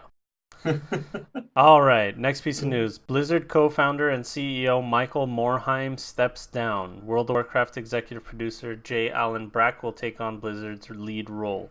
So do you know anything about this? Personally? So outside of that, he retired, and that Mike Morhaime has been such an amazing guy for like the gaming industry in general. I don't really know anything outside of he was the founder and game designer for like my favorite game of all time. So yeah, it's kind of like, how can you not be affected by him now, essentially retiring? Was the real question. But like at the same time, like this is something that's probably been like expected for so long now. It's unbelievable that literally he's been around for this long. Like he is the old guy of gaming. Like, to put it simply, like that is what he is. Yeah, dude. Look, he was part of the company decades ago when it was known as Silicon and Synapse, which is not even what it's called anymore, dude. Exactly. No, like this guy has been around as a designer, as the CEO, as like a founder. Like he's put so much heart and soul into these 5 incredible universes that we have that a lot of us play: World of Warcraft, Diablo, StarCraft, Heroes, and Overwatch now. And to see him go is kind of a big deal because like he's been like the frontliner for BlizzCon forever. Like he opens up BlizzCon basically. Oh wow! And which is like the big event. So like we believe, we don't have any like notes or anything. We believe he's still going to open BlizzCon this year. But it's important to note he just steps down. He's taking a smaller role in the company, but he's not leaving. Oh, okay. Maybe he just doesn't want the responsibility anymore. Because if he's been doing it for this long, then he's probably tired of it, wants to take a less important role, maybe less responsible role, and retire soon, That's something that I would understand. Being the number one guy, the top guy of any organization for that long, it has to wear on you, You can't be president of the United States for more than 8 years. It'll just fucking tear you apart. You know what I mean? I mean, the way I would look at it is like he's 50 years old now. Yeah. Fun fact, by the way, BlizzCon is on his birthday. Oh shit, that's interesting. Fun fact. I didn't know that. I just looked at his wiki page. So I wonder if that's because it's always been like November 3rd, November 2nd. So I think that's always been like, it's been like his birthday celebration for himself. He might be the most diehard Blizzard guy in the world. Oh yeah, 100%. And like he's just like this like old nerd. Like he wears like his like polo shirts, like his all the way button up shirts with like Warcraft symbols and stuff on it. Yeah. And he still has so much of his life left. I'm not surprised to see him kind of retire, because it's like he's made so much money and now he just gets to enjoy it, doing whatever he loves. Yeah. Whether it's tinkering on games in his free time or going to like really expensive places. Like I know almost nothing about his personal life, so like I know he shows up to like a lot of events and stuff to like watch them. So like as far as I'm concerned, he's basically the me I want to be 50 years from now, but he makes a lot more money than I do. Well, it's not just the money aspect of it. The other thing about Blizzard that I've noticed is they can do no wrong. And no matter who comes in or out of their leadership roles, they somehow still make an amazing product at the end of the day. Like Ben Brode leaving Hearthstone, everyone thought it was going to go like downhill. And if you read their subreddit, they'll say it's gone downhill. But really, I mean, they're still making money. They're still wildly successful as a video game. And they just came out with a new expansion that everybody gobbled up. So, you know what I mean? Like, no matter what, who leaves and comes, it's always going to succeed somehow. So I have a little bit more insight on this, I would think, because I have a lot of friends and not coworkers, but like kind of coworkers, because like Heroes Hype and everything. Yeah. That essentially they have roles in the Blizzard community. They have roles in like production, games, community managers, stuff like that. And you see the amount of passion they have for these games and these universes, and it translates into their work. It's kind of like in school, where like, oh, this class is really interesting. I really like it. I do really well. It's the same exact thing for Blizzard. I actually had the opportunity to go on the Blizzard campus and like meet a lot of people and like actually do a tour. And like the passion they have about the games, like the designers and everything. Like one of the designers for Heroes, I see him at events all the time. Like we'll have drinks and like we'll just talk about the game for hours, and kind of like this podcast, but it's just off screen and it's just raw material, just talking about the games. They're so excited about it. Yeah. It's yes, the leadership is like above par, definitely at Blizzard. I think they do a really good job promoting within. Getting the people that are most passionate, like most excited to like move up and like really take those roles. And it's something that a lot of companies could learn from. But I think that's what leads to these products being so well. Yes, we have instances like right now where Hearthstone and like World of Warcraft are in spots where it's like people are like, well, we don't really like the game right now. And it's just, that is direction they took that is not really clicking with us as players. And maybe it's like looking through, like we're not really looking through like a glass bottle right now, because like we have like the spectacles of like what previous expansions were like, and some of us are like, oh, let's go back to this old stat or whatever. But the people that are still behind the game are still just as passionate. Yeah. It's just unfortunately the leadership roles have moved, and these people in the leadership roles may have a slightly different idea than the rest of us. And you kind of got to give it some thought and a little more effort to appreciate it, because no matter what, the people behind these games are like spending 16 hours a day trying to make it as good as they can. Fucking T trying to ruin the podcast. T, what'd you do? He's trying to do the sound effects. Rip nice. Yeah, I get it. That whole passionate about the video. I mean, wouldn't you be passionate if you fucking worked at Blizzard, dude? 100%. I've been playing their games all my life, dude. Like, I've been playing StarCraft, Warcraft, Diablo, World of Warcraft. I played everything that they've made. Everything that Blizzard has made, I've at least played. You know? Mm-hmm. And even though I don't play Overwatch, I still think it's a great game. You know? Yep. So that just shows you how amazing Blizzard is. Yeah, my dream is to like basically move into esports and either become a commentator or maybe even an analyst. Yeah. As basically like the face of like people would see. And it's a long-term goal. It's not something I can do like right off the bat.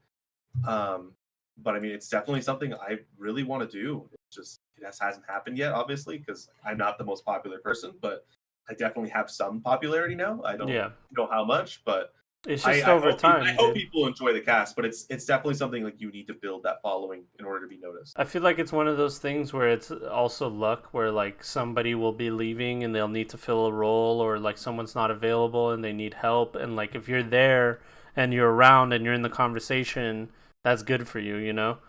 So just stick around and make sure that just pop your head in through the doorway every now and then whenever you see these people, you know, and just network with them. And that's it.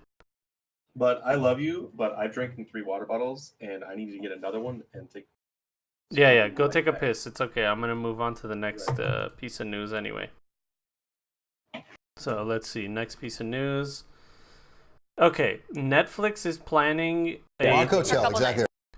First of all, I want to say that any website that automatically plays a video or piece of audio is a piece of shit website. Bloomberg, you need to suck it, all right? Bloomberg can suck my dick, all right? That's all I have to say. Second of all, Netflix is planning a choose-your-own-adventure Black Mirror. So, from what I've read, and I just want to make sure that I've read this correctly, But apparently, what you're gonna be able to do is after the episode, after like during the episodes or after the episodes, you're going to you're going to be able to interact with what's going on in the episode. You're going to be able to choose like what path the main character should take and stuff like that. And it literally becomes a choose your own adventure narrative where you can go back and do it again and maybe pick um a different outcome. So I think this is fucking sick. This is a sick idea. First of all, I'm glad that there's new Black Mirror coming out because Black Mirror is a fucking amazing show. And second of all, it's choose your own. I don't think anybody's ever done anything like this before, where you literally watch a show and while the protagonist is going through what they're going through, you can actually press a button and fucking go through a choose your own adventure mode. I used to read that shit when I was a kid, man. Fucking opening up the Goosebumps ones. Goosebumps, choose your own adventure. I remember that stuff. So, Poland saying, I hope it's hardcore. I want story like first episode where I choose whether or not to fuck a pig. That episode was terrible, Poland. And you need to not tell people to watch that episode. You need to tell people to watch the third episode and to skip the first two. Because the first two episodes are garbage, in my opinion. But everything after that was amazing. So, Dunk, you're just coming in. Apparently Netflix is... Do you watch Black Mirror at all? I do not. Okay, first two episodes are garbage of the first season. Skip those. Watch the third one if you want to give it a chance. Isn't that a scary show? It's do you remember the Twilight Zone back in the day, like the old I don't watch stuff like that. Nah, I'm terrified. Yeah, well, it's not like it's not always scary. It's more like one of those shows that makes you think. So, just to give you an idea, Black Mirror is your cell phone. You know, it's black. You can see yourself through it. It's a black mirror. Big. And it's big. And it's it's big and it's black and it's full of anyway. Your TV, your computer monitor, all that stuff is a black mirror. So the idea is about technology. So every episode is a contained episode. They have a topic, they have their own actors and stuff like that. And they have a message that has to do with technology in the future or something. You know, whether social media is, you know, what's going to happen in the future with social media? Is it going to take over our lives in a really fucked up way? And they explore the like fucked up aspects of technology. And it's really interesting, actually. So they're planning on the new season to have like a choose your own adventure mode, where like you're literally watching the episode, something will happen, and then you can choose what you want the main character to do. Like, I want him to go through that doorway, or you know what, have him go back and quit his job, like, you know, stuff like that. So it's pretty cool, man.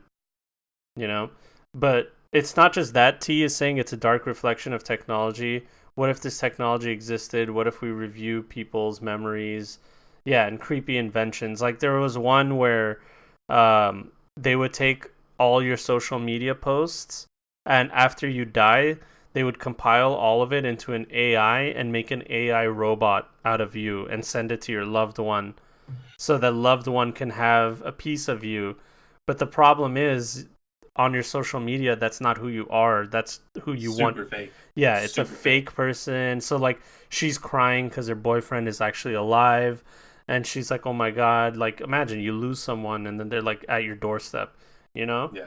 So No, it's super creepy, and it like makes you think like, "Fuck, man, what are my social media posts? Am I really that person? You know, what would it be like if they took mine? And would you want it?" It's crazy. Here's my number one rule about me watching TV. I don't watch it for me to think. I watch it for me to relax.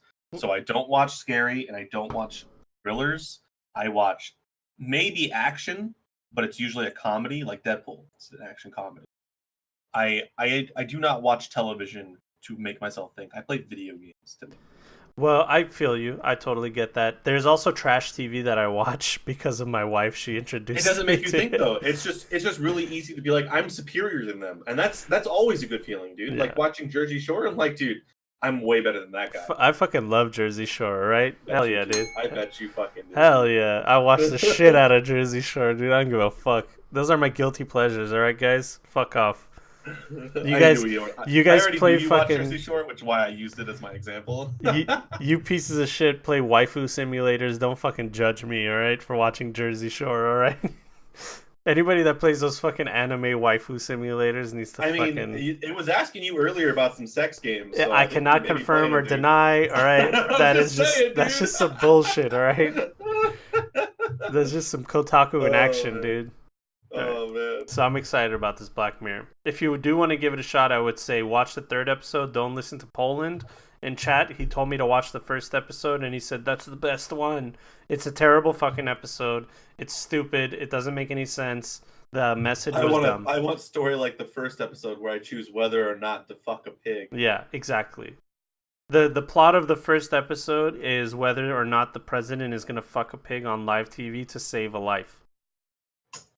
Jesus Christ. To save the life of like a What? Paris Hilton wannabe. You know what I mean? Like that equal thing. Like remember when Paris Hilton was like the big thing? Kim Kardashian is a better idea. You know? It's stupid. I hated it. You're outside of my realm of people I like. I'm outside of everybody's realm with that shit. All right, next piece of news. Okay, so sources leaked Harry Potter game is real, not developed by Rocksteady. But have you seen any of this stuff all over the internet? I have. I'm not interested. I don't care about the Harry Potter series. I don't care about anything to do with those people. I think Harry Potter's lame. I think their version of Wizards is terrible. Yeah. So, I mean, that's just my opinion of it. So It's for kids, dude. It's for kids and young adults, in my opinion. I feel like it's not dark enough, and the parts where they try to be dark in the genre is not even that dark. It's like kind of like CW dark, you know what I mean? Those CW shows. It's like those CW shows. The Arrow gets kind of dark, man. I'm gonna be honest here. Oh, okay, I forgot you watch CW shows.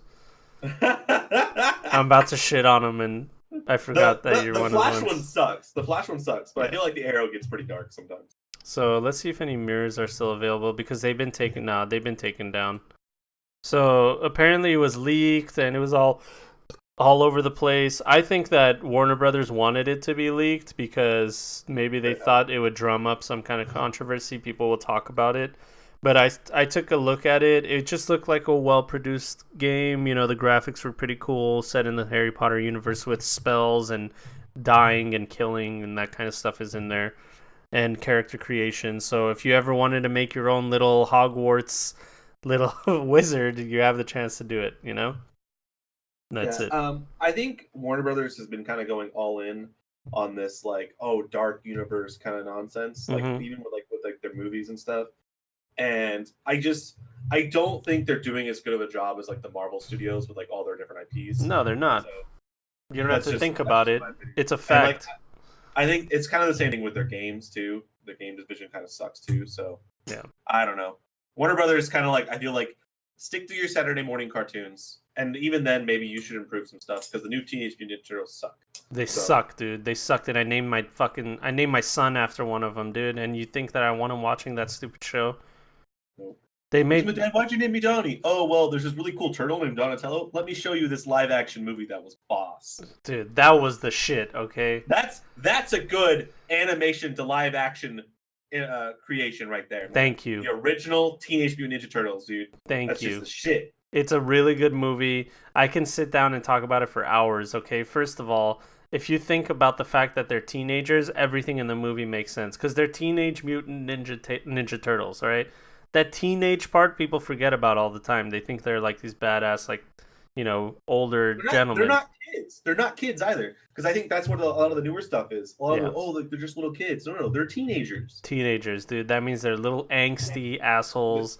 They're grumpy. They're assholes. They're mean. Oh man, that's the turtle I love, man. They like to fuck around. They make mistakes, and there's like major consequences, and they don't know what to do. Sometimes they need their dad, right? Yep.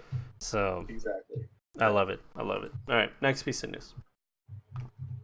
All right, did you hear about the creator, Poland? You could probably tell me about this.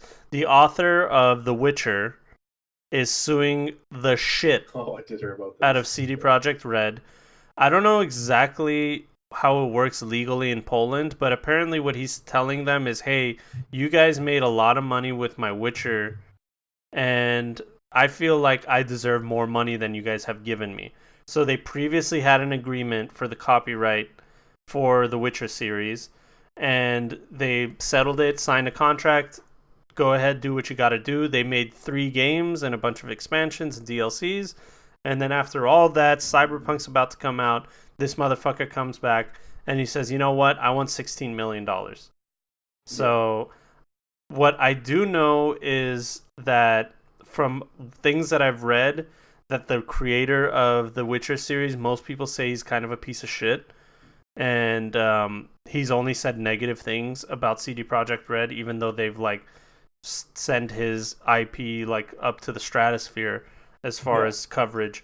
And I don't know exactly how Polish law works. I don't know if you can go back to a contract and based on how much money they made, adjust the contract or send it to court to see if like you can gain more money from it. So if Poland, do you have any insight about Polish law? So I can tell you what I've read while we wait for Poland to figure it out is basically. Whoa, hold on 1 second. My display driver just stopped working. What the fuck? It's just like my monitor just reset. That was really weird. Okay. Well, Poland actually just wrote it down. This is what I've heard. Essentially, the law works that if they made so much more money than expected, so basically, the author, according to CD Projekt Red, basically told them, "Sure, you can buy my IP," and they offered him a percentage of the sales originally, which would be royalties. That dude would make more than 16 million in my opinion. Yeah. But he said, fuck you, video games suck. Give me a flat sum. And they just paid him a sum. It was like a couple $1,000s or whatever. It wasn't that much money at all. But at the time, it was a decent amount of money. Considering the size of CD Projekt Red and at the time. Like they had like a small booth with one computer running the game when they first came out. So basically, as my understanding, the Polish law, the way it works is if you do a negotiation and the project goes out of hand and it ends up making a lot more money than you originally expected, you can essentially renegotiate your part of the deal and make money. Really, what they need to prove is that he was malicious about their original estimate and they actually offered him the amount of money that he's essentially asking for now, and he declined it. And I think that's where they might be able to like overturn like the law or whatever. But unfortunately, like it kind of is like like the thing. And then like he's pointing out right now the contract I guess was only really affected on the first game, and then like the second and third one are like weren't affected or some sort of shit, but like technically they had the copyright, so it's in like this weird gray area. So they have a lot to prove essentially. Yeah. Okay. Well, I didn't know that you can renegotiate and try to make money again. That's specifically in that country. That is not something normal. Yeah, that's not something in the U.S. What a contract is a contract. It's too bad. So, I'm trying to figure out how I can get my display working again, guys. I don't know what the fuck happened. Other than to restart the stream, I think there's no other way. Can you not see your display anymore? No, can you guys see it? Yeah, I can see everything. Oh, you guys can see everything. Okay, as long as you guys can see everything, then that's fine. I can't see it, so I thought maybe you guys couldn't see it too. Oh, no, it's back. It's back. I'm good. Okay. So, interesting little tidbit about this. So, I'm not sure if any of you are familiar with Brandon Sanderson. He's the author of the Mistborn series. Yeah. American writer. He offered to give them the IP for free if they could turn his book into something as amazing as Witcher. Oh, wow. See, that's... Brandon Sanders is so much more popular than... What is his name? Sapkowski. I don't know. I say his name sarcastically because he's an asshole. He's considered one of the greatest fictional writers of our generation, though, because of the Witcher series. Probably because The Witcher became popular through the game. Well, it was considered a really good novel before it was ever adapted to a video game. The video game just made people more aware of it. So... yeah. The other version of this is Mike Pondsmith is the creator of the Cyberpunk 2077 or 2020, which they're making the video game after. Yeah. And he totally said like, yeah, I'm on board. I'll help you guys. He would fly to Poland and be in studio with them to work with them all the time. And that's like a different relationship than they had with this Andres guy or Yeah, whatever the he fuck wasn't interested. He wasn't interested in making the game. He just taking the money and going with it. Yeah. So that's crazy. Sanderson is a G. He won 74 games of Jeopardy in a row. No way. That's actually sick. Did he? I didn't know that fun fact about him. He also helped write the final books for Robert Jordan's Wheel of Time series. If any of you have ever read that or have picked it up and like put it back down, that series is amazing. It's 13 books long and it's like 1,000 pages per book. Yeah. It's my favorite series of all time. You've read The Wheel of Time? Yeah, I read the whole thing. Oh, it's so good, dude. Like I've read it like 3 times now. It's like an amazing. No way. How the fuck? Yeah, I have the whole series. Half of it's in hardback because I got the softbacks from my grandpa when I was younger, and then I ended up buying all the hardbacks, half the hardbacks for myself. But basically, his wife.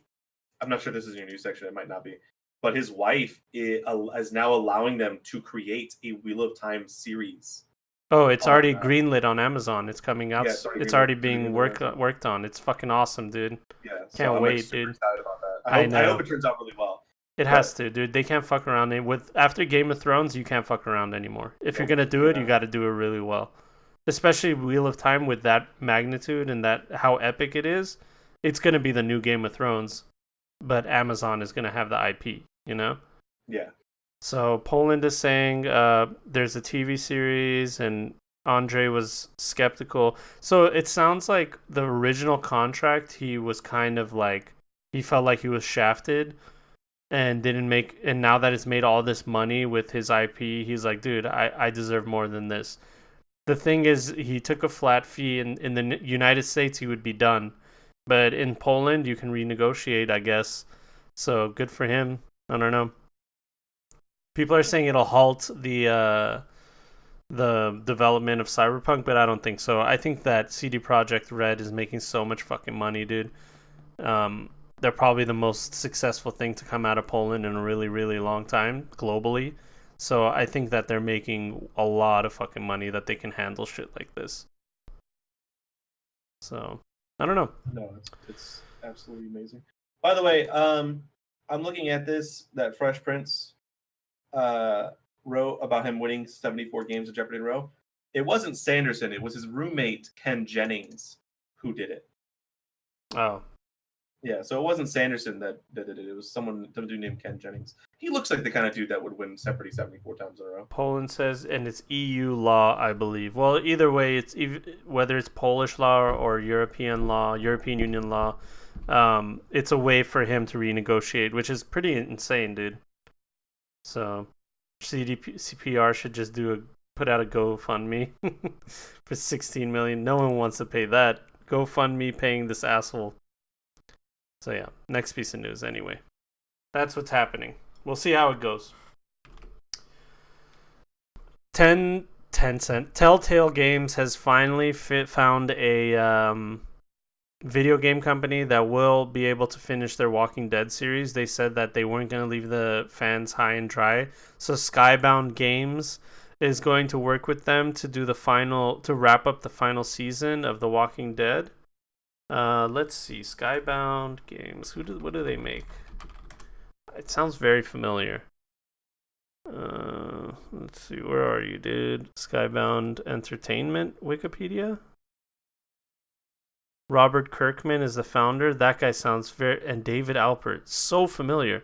Oh, Robert Kirkman is the writer of The Walking Dead, the original writer, the comic writer. Yeah. The old guy died. So in April 2018, Skybound announced the formation of the game, a publishing division focused on indie games. So they made stuff like Slime Rancher and The Long Dark. Okay, so they made some indie games. They're brand new. So they're just gonna finish the series. And who better than the company owned by Robert Kirkman, who is the creator of The Walking Dead? So it's actually pretty good. It's pretty cool. Poland says, I was shocked that Telltale went bankrupt. Just how? Well, apparently the only 2 games that were making money were the first season of Walking Dead and the Minecraft Telltale. Yeah, unfortunately, like they're like storytelling, like little IP quick things. They weren't as popular as like people like really thought they were. Honest to God, they really Yeah. weren't. We all Um, thought like, oh, I don't like it, but there's people that do, so they'll be okay. but there really wasn't. But there, no, everyone was like, I don't like No, it. I don't like it. Yeah, it's crazy, dude. Are we supposed to be enjoying this? Like, is this supposed to be enjoyable for us? I don't see how this is enjoyable. It was like, oh, I guess I wasn't the only one that didn't like it. Yeah. So, Yeah. um, it is what it is. I mean, it sucks to see such a big gaming company kind of go under like that, but it sucks more for all those people. But it does allow a lot of their talent to kind of spread out their work. I won't say they told a poor story.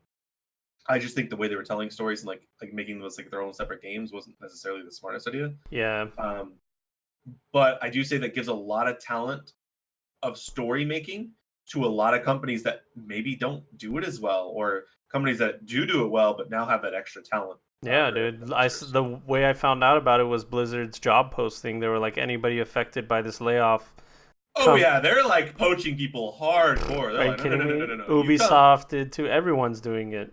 You come work for us. We'll take care of you here. We'll take care of Yeah, you. We yeah. promise. We promise. So the only thing that really sucked about all those people is they didn't get their severance pay and stuff like that. But Yeah. I'm sure they'll be fine, dude. Telltale made some good games. I think what happened was quantity over quality. They just tried to make as many games as they could without making the quality as good as it could be. So, I don't know.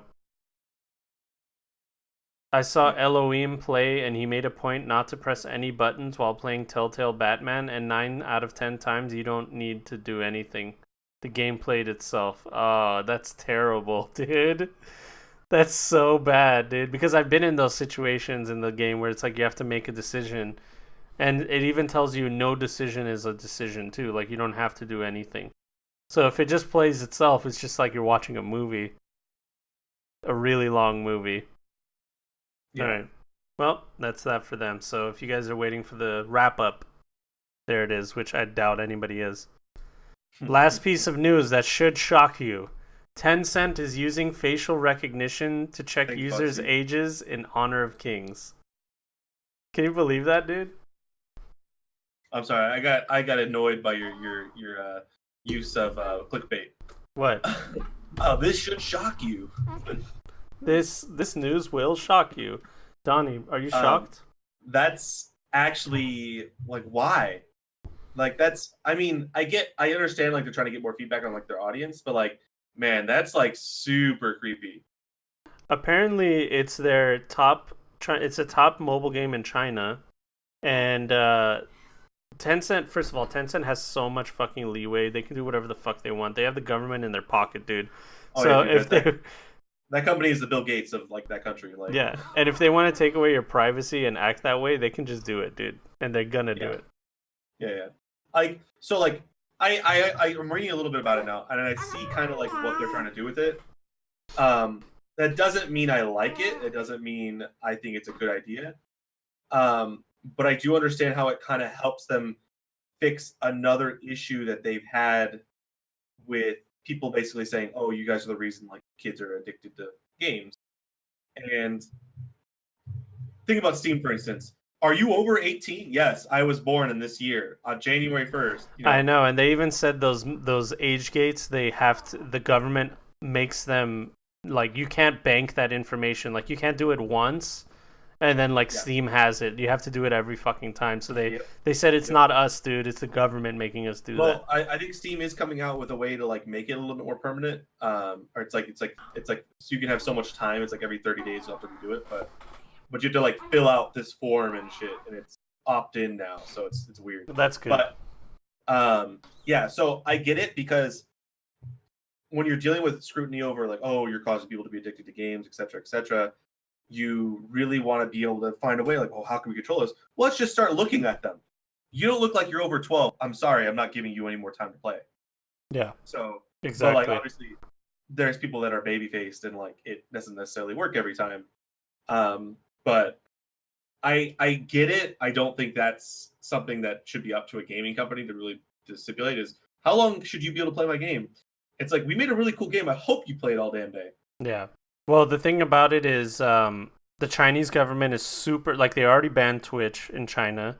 They Oh yeah, they regulate everything. they regulate everything. There is no privacy. I've heard like other people on different podcasts say when they went to China to visit like comedians when they had a gig there, as soon as they landed, a government official, somebody working for the government would give them a cell phone and take theirs and be like, "This is a cell phone you use while you're here." Yep. And you don't get to use your own. They monitor everything. They read all your emails, everything, all the shit, and it's not like hidden or anything. They let you know that they're doing that. Yep. So Tencent is just doing pretty much what the government tells them to do because they get so much leeway. And it says right here in the article, July last year, they introduced a daily play limit of 1 hour a day for children under 12 and 2 hours for children aged 13 to 18. So that means that people were gaming the system just so they can play longer. And now they're doing this facial recognition software to check your age, which, dude, I've seen some. I look like I'm fucking like 50 years old and I'm like 30, okay? Yeah. So that shit is bad for me. If I was 13 and they would, actually, it would be good for me because when I was 13, I looked like I was like 30, so I could play as long as I want. One of the big things. So like, I'm not sure if you've ever heard of this. So for like Korea, for instance, a lot of everyone has like their own like socials, like it's like their social security number, but it's not called that, it's called something else. Yeah. So like for League of Legends, for instance, in order to play on the Korean server, you have to have that ID to even log in to the server. Wow. It's how they region lock it, but it's also how they limit people playing, because they've had issues with kids going into PC bangs, basically living there and playing all day long, never coming out, and then dying because like malnutrition and stuff like that. So it's a big deal to them. So Playing that's why they have that. StarCraft, playing StarCraft to death, dude. To Yeah, death. literally. And I think it's interesting if we could assign a private number to kids essentially and say, this is your number, this is your game. Like, for instance, let's say for Call of Duty, you sign up to play or you go buy the game. With the game, like in the console, kind of like a CD key, it's like, okay, this game was purchased in North America. You are locked to the North American server. You cannot switch your server. Yeah. The Yeah. shitty part about that is like, oh, I'm on a trip to Europe and I can't play Call of Duty with my friends in Europe because I have to buy the whole game over. I don't Well, want to spend 60 euros on that bullshit. they kind of got around that with Steam and stuff. You have your Steam ID, you have your BattleNet, like everything is tied into those IDs, especially Yeah. your Steam one. Like that's all your games are tied to that. And you can take that, log in anywhere you want, and play your games somewhere else with your authenticator or whatever the fuck you have. Yep. So they're kind of doing that over here, but that whole like putting in your social security number or whatever the equivalent is to play video games is kind of fucking creepy, if you ask me. Oh yeah. You know what I mean? Definitely. So I don't know. I think there's a workable system without doing it. And the other thing too would be kind of like corruption. Like, okay, I'm gonna sell your social security number like to people, and like, basically that information is available to a non-governmental like employee essentially, which is a big deal. I think that we have seen them do time locks with it too. Yeah. Similar in Korea. The thing about Tencent is, the other thing is, they're so fucking big and giant and successful, especially in China where they have billions of people living there. It's like you have to kind of regulate them, because if they go like unabound like they are over here with the loot boxes and stuff like that, there's no laws against loot boxes. There's nothing or like that over here right now. And there's no laws against, like, if your kid is using your daddy's cell phone and he buys a bunch of stuff on Candy Crush, there's no laws against them, like, not allowing it to happen or anything like that. If it's saved and it's in his phone, he can buy the stuff. So it's kind of running rampant here. But if you can imagine, we have 200 million people in the United States. If there was a billion people here and that kind of shit was happening, we would kind of have to step in and do something different. You know what I mean? Oh yeah, definitely. So 100%. So I kind of get it, but the facial recognition, putting your social security number, all that stuff is so creepy, dude. It's straight like cyberpunk world kind of shit, where you have no privacy, you have no identity, the government owns everything and watches everything, and you're just a guest in your own country, you know? Yep. So it's crazy. But that's pretty much it. Do you have any news or anything, Dunk? I don't. I honestly, you pretty much covered everything that I saw and been seeing on Reddit, so it's really good coverage, honestly. That's what I do. I mean, we went from dick jokes and memes to like actually being, a source for news for people, dude. I don't know how it happened, but we like shifted from like Man. talking about dicks so much. Stop dicking around. Hey! Hey. Put that in your joke book, dude. Not clean enough. It's not. Oh yeah, you only do clean jokes. You only do It's gotta be Batman clean jokes. In my joke folder. It's only clean jokes because like those are the jokes that are safe. Yeah. Well, Dunk, I just want to say thank you so much for being here, man. Filling in Zara's shoes. I wish Zara was here, but he's going through some stuff, guys. Some personal stuff. He didn't want me to let you guys know exactly what it is. He wants to keep it kind of private. So John was lying to you guys. He never even was found out because Zara's so damn private. All right, he's transitioning. All right, it's he's transitioning. Booby Tuesday is gonna be every day. Yeah, yeah. If you guys like Titty Tuesday, I got news for you. Yeah, but he's going through some personal shit, so hopefully he'll come back for the next episode. If not, next episode we're planning to have Zilla and Vessi on at the same time, so it should be fun. And Vessi. There's gonna be a lot of dick jokes. I know a lot of jokes that might get our podcast banned from iTunes, so we'll see how it goes. But yeah, that's it. Dunk, go ahead and plug away. Anything you got to plug, let us know right now. So everyone watching the stream, hey man, up in that left-hand corner or the right-hand corner, you're gonna see it on John's stream. It's his subscribe button. Support this guy. He's got a kid now. He's got an actual family. This guy's amazing. I really hope all of you follow his stream and watch it. It's honestly one of the better places to find me at because I'm always like checking out his stream. He's always around. Always around, guys. But you can also find me on Twitter at Dunkstik or on Twitch. It's same thing, Dunkstik. He actually has the spelling up above my picture, the DUNKSTIK. Shoot me a follow, shoot me a friend request in game. I'm all about playing with our pals. I love playing video games. I play a lot of WoW, Heroes. I play some PUBG. I refuse to play whatever dead game Cox tried to make me download the other day. Yeah, so just check me out. I do a lot of Heroes type content. If you're in the Heroes and like maybe you're interested in like the Amateur series or even the Pro series, check out their content. They have their website. There is an event going on the 13th through the Heroes Hype channel. So if you do enjoy watching Heroes Hype, it's a fun reverse draft style content. We are helping raise money for the Breast Cancer Relief Foundation. Ooh. So if you like boobies and you like to save them, I highly recommend you go check out that stream. It's on the 13th. It's next Saturday. Yes, it's a Saturday. I believe it starts at noon, and they have J-How, Haloran, and Gillyweed. All of them are professional casters that are actually casting the games. Nice. And doing the commentating. So it's going to be really cool. A lot of streamers are participating, Heroes Hearth players, professional players. It's a big event. They're trying to raise money, and it's for a really good cause because, let's be honest, guys, breast cancer is a big deal. What's the name of the event? It is Heroes Help.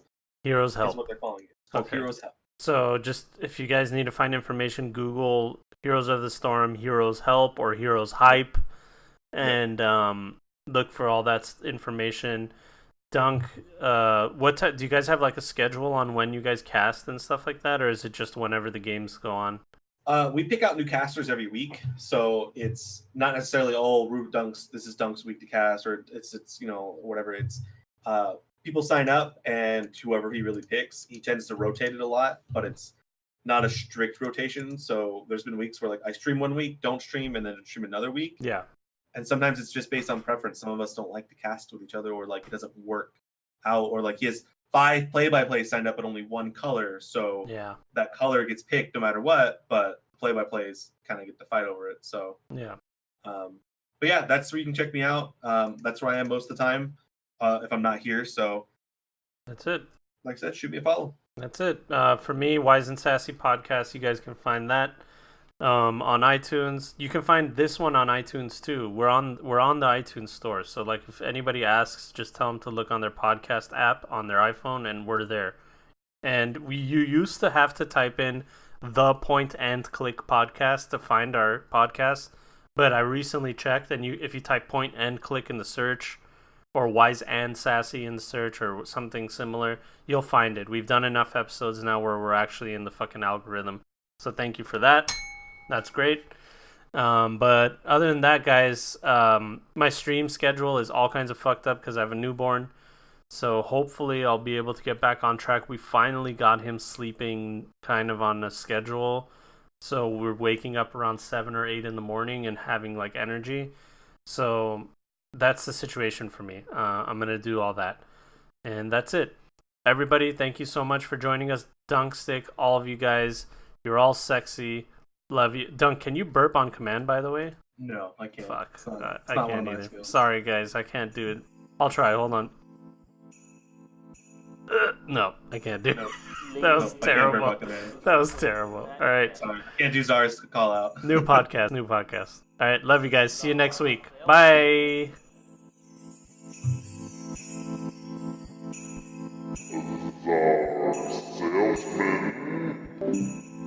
We pretend people care about our opinions. We pretend people care about our opinions.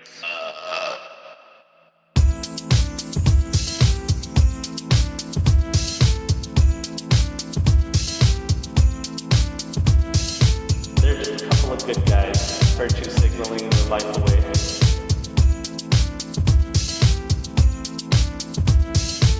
It smells like wet dog.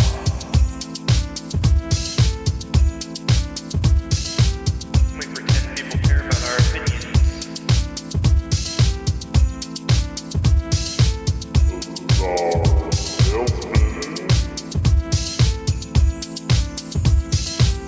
We pretend people care about our opinions.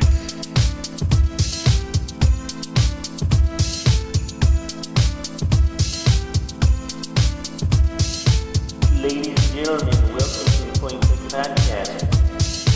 They're just a couple of good guys. Virtue signaling their life away. So stay woke, stay fresh,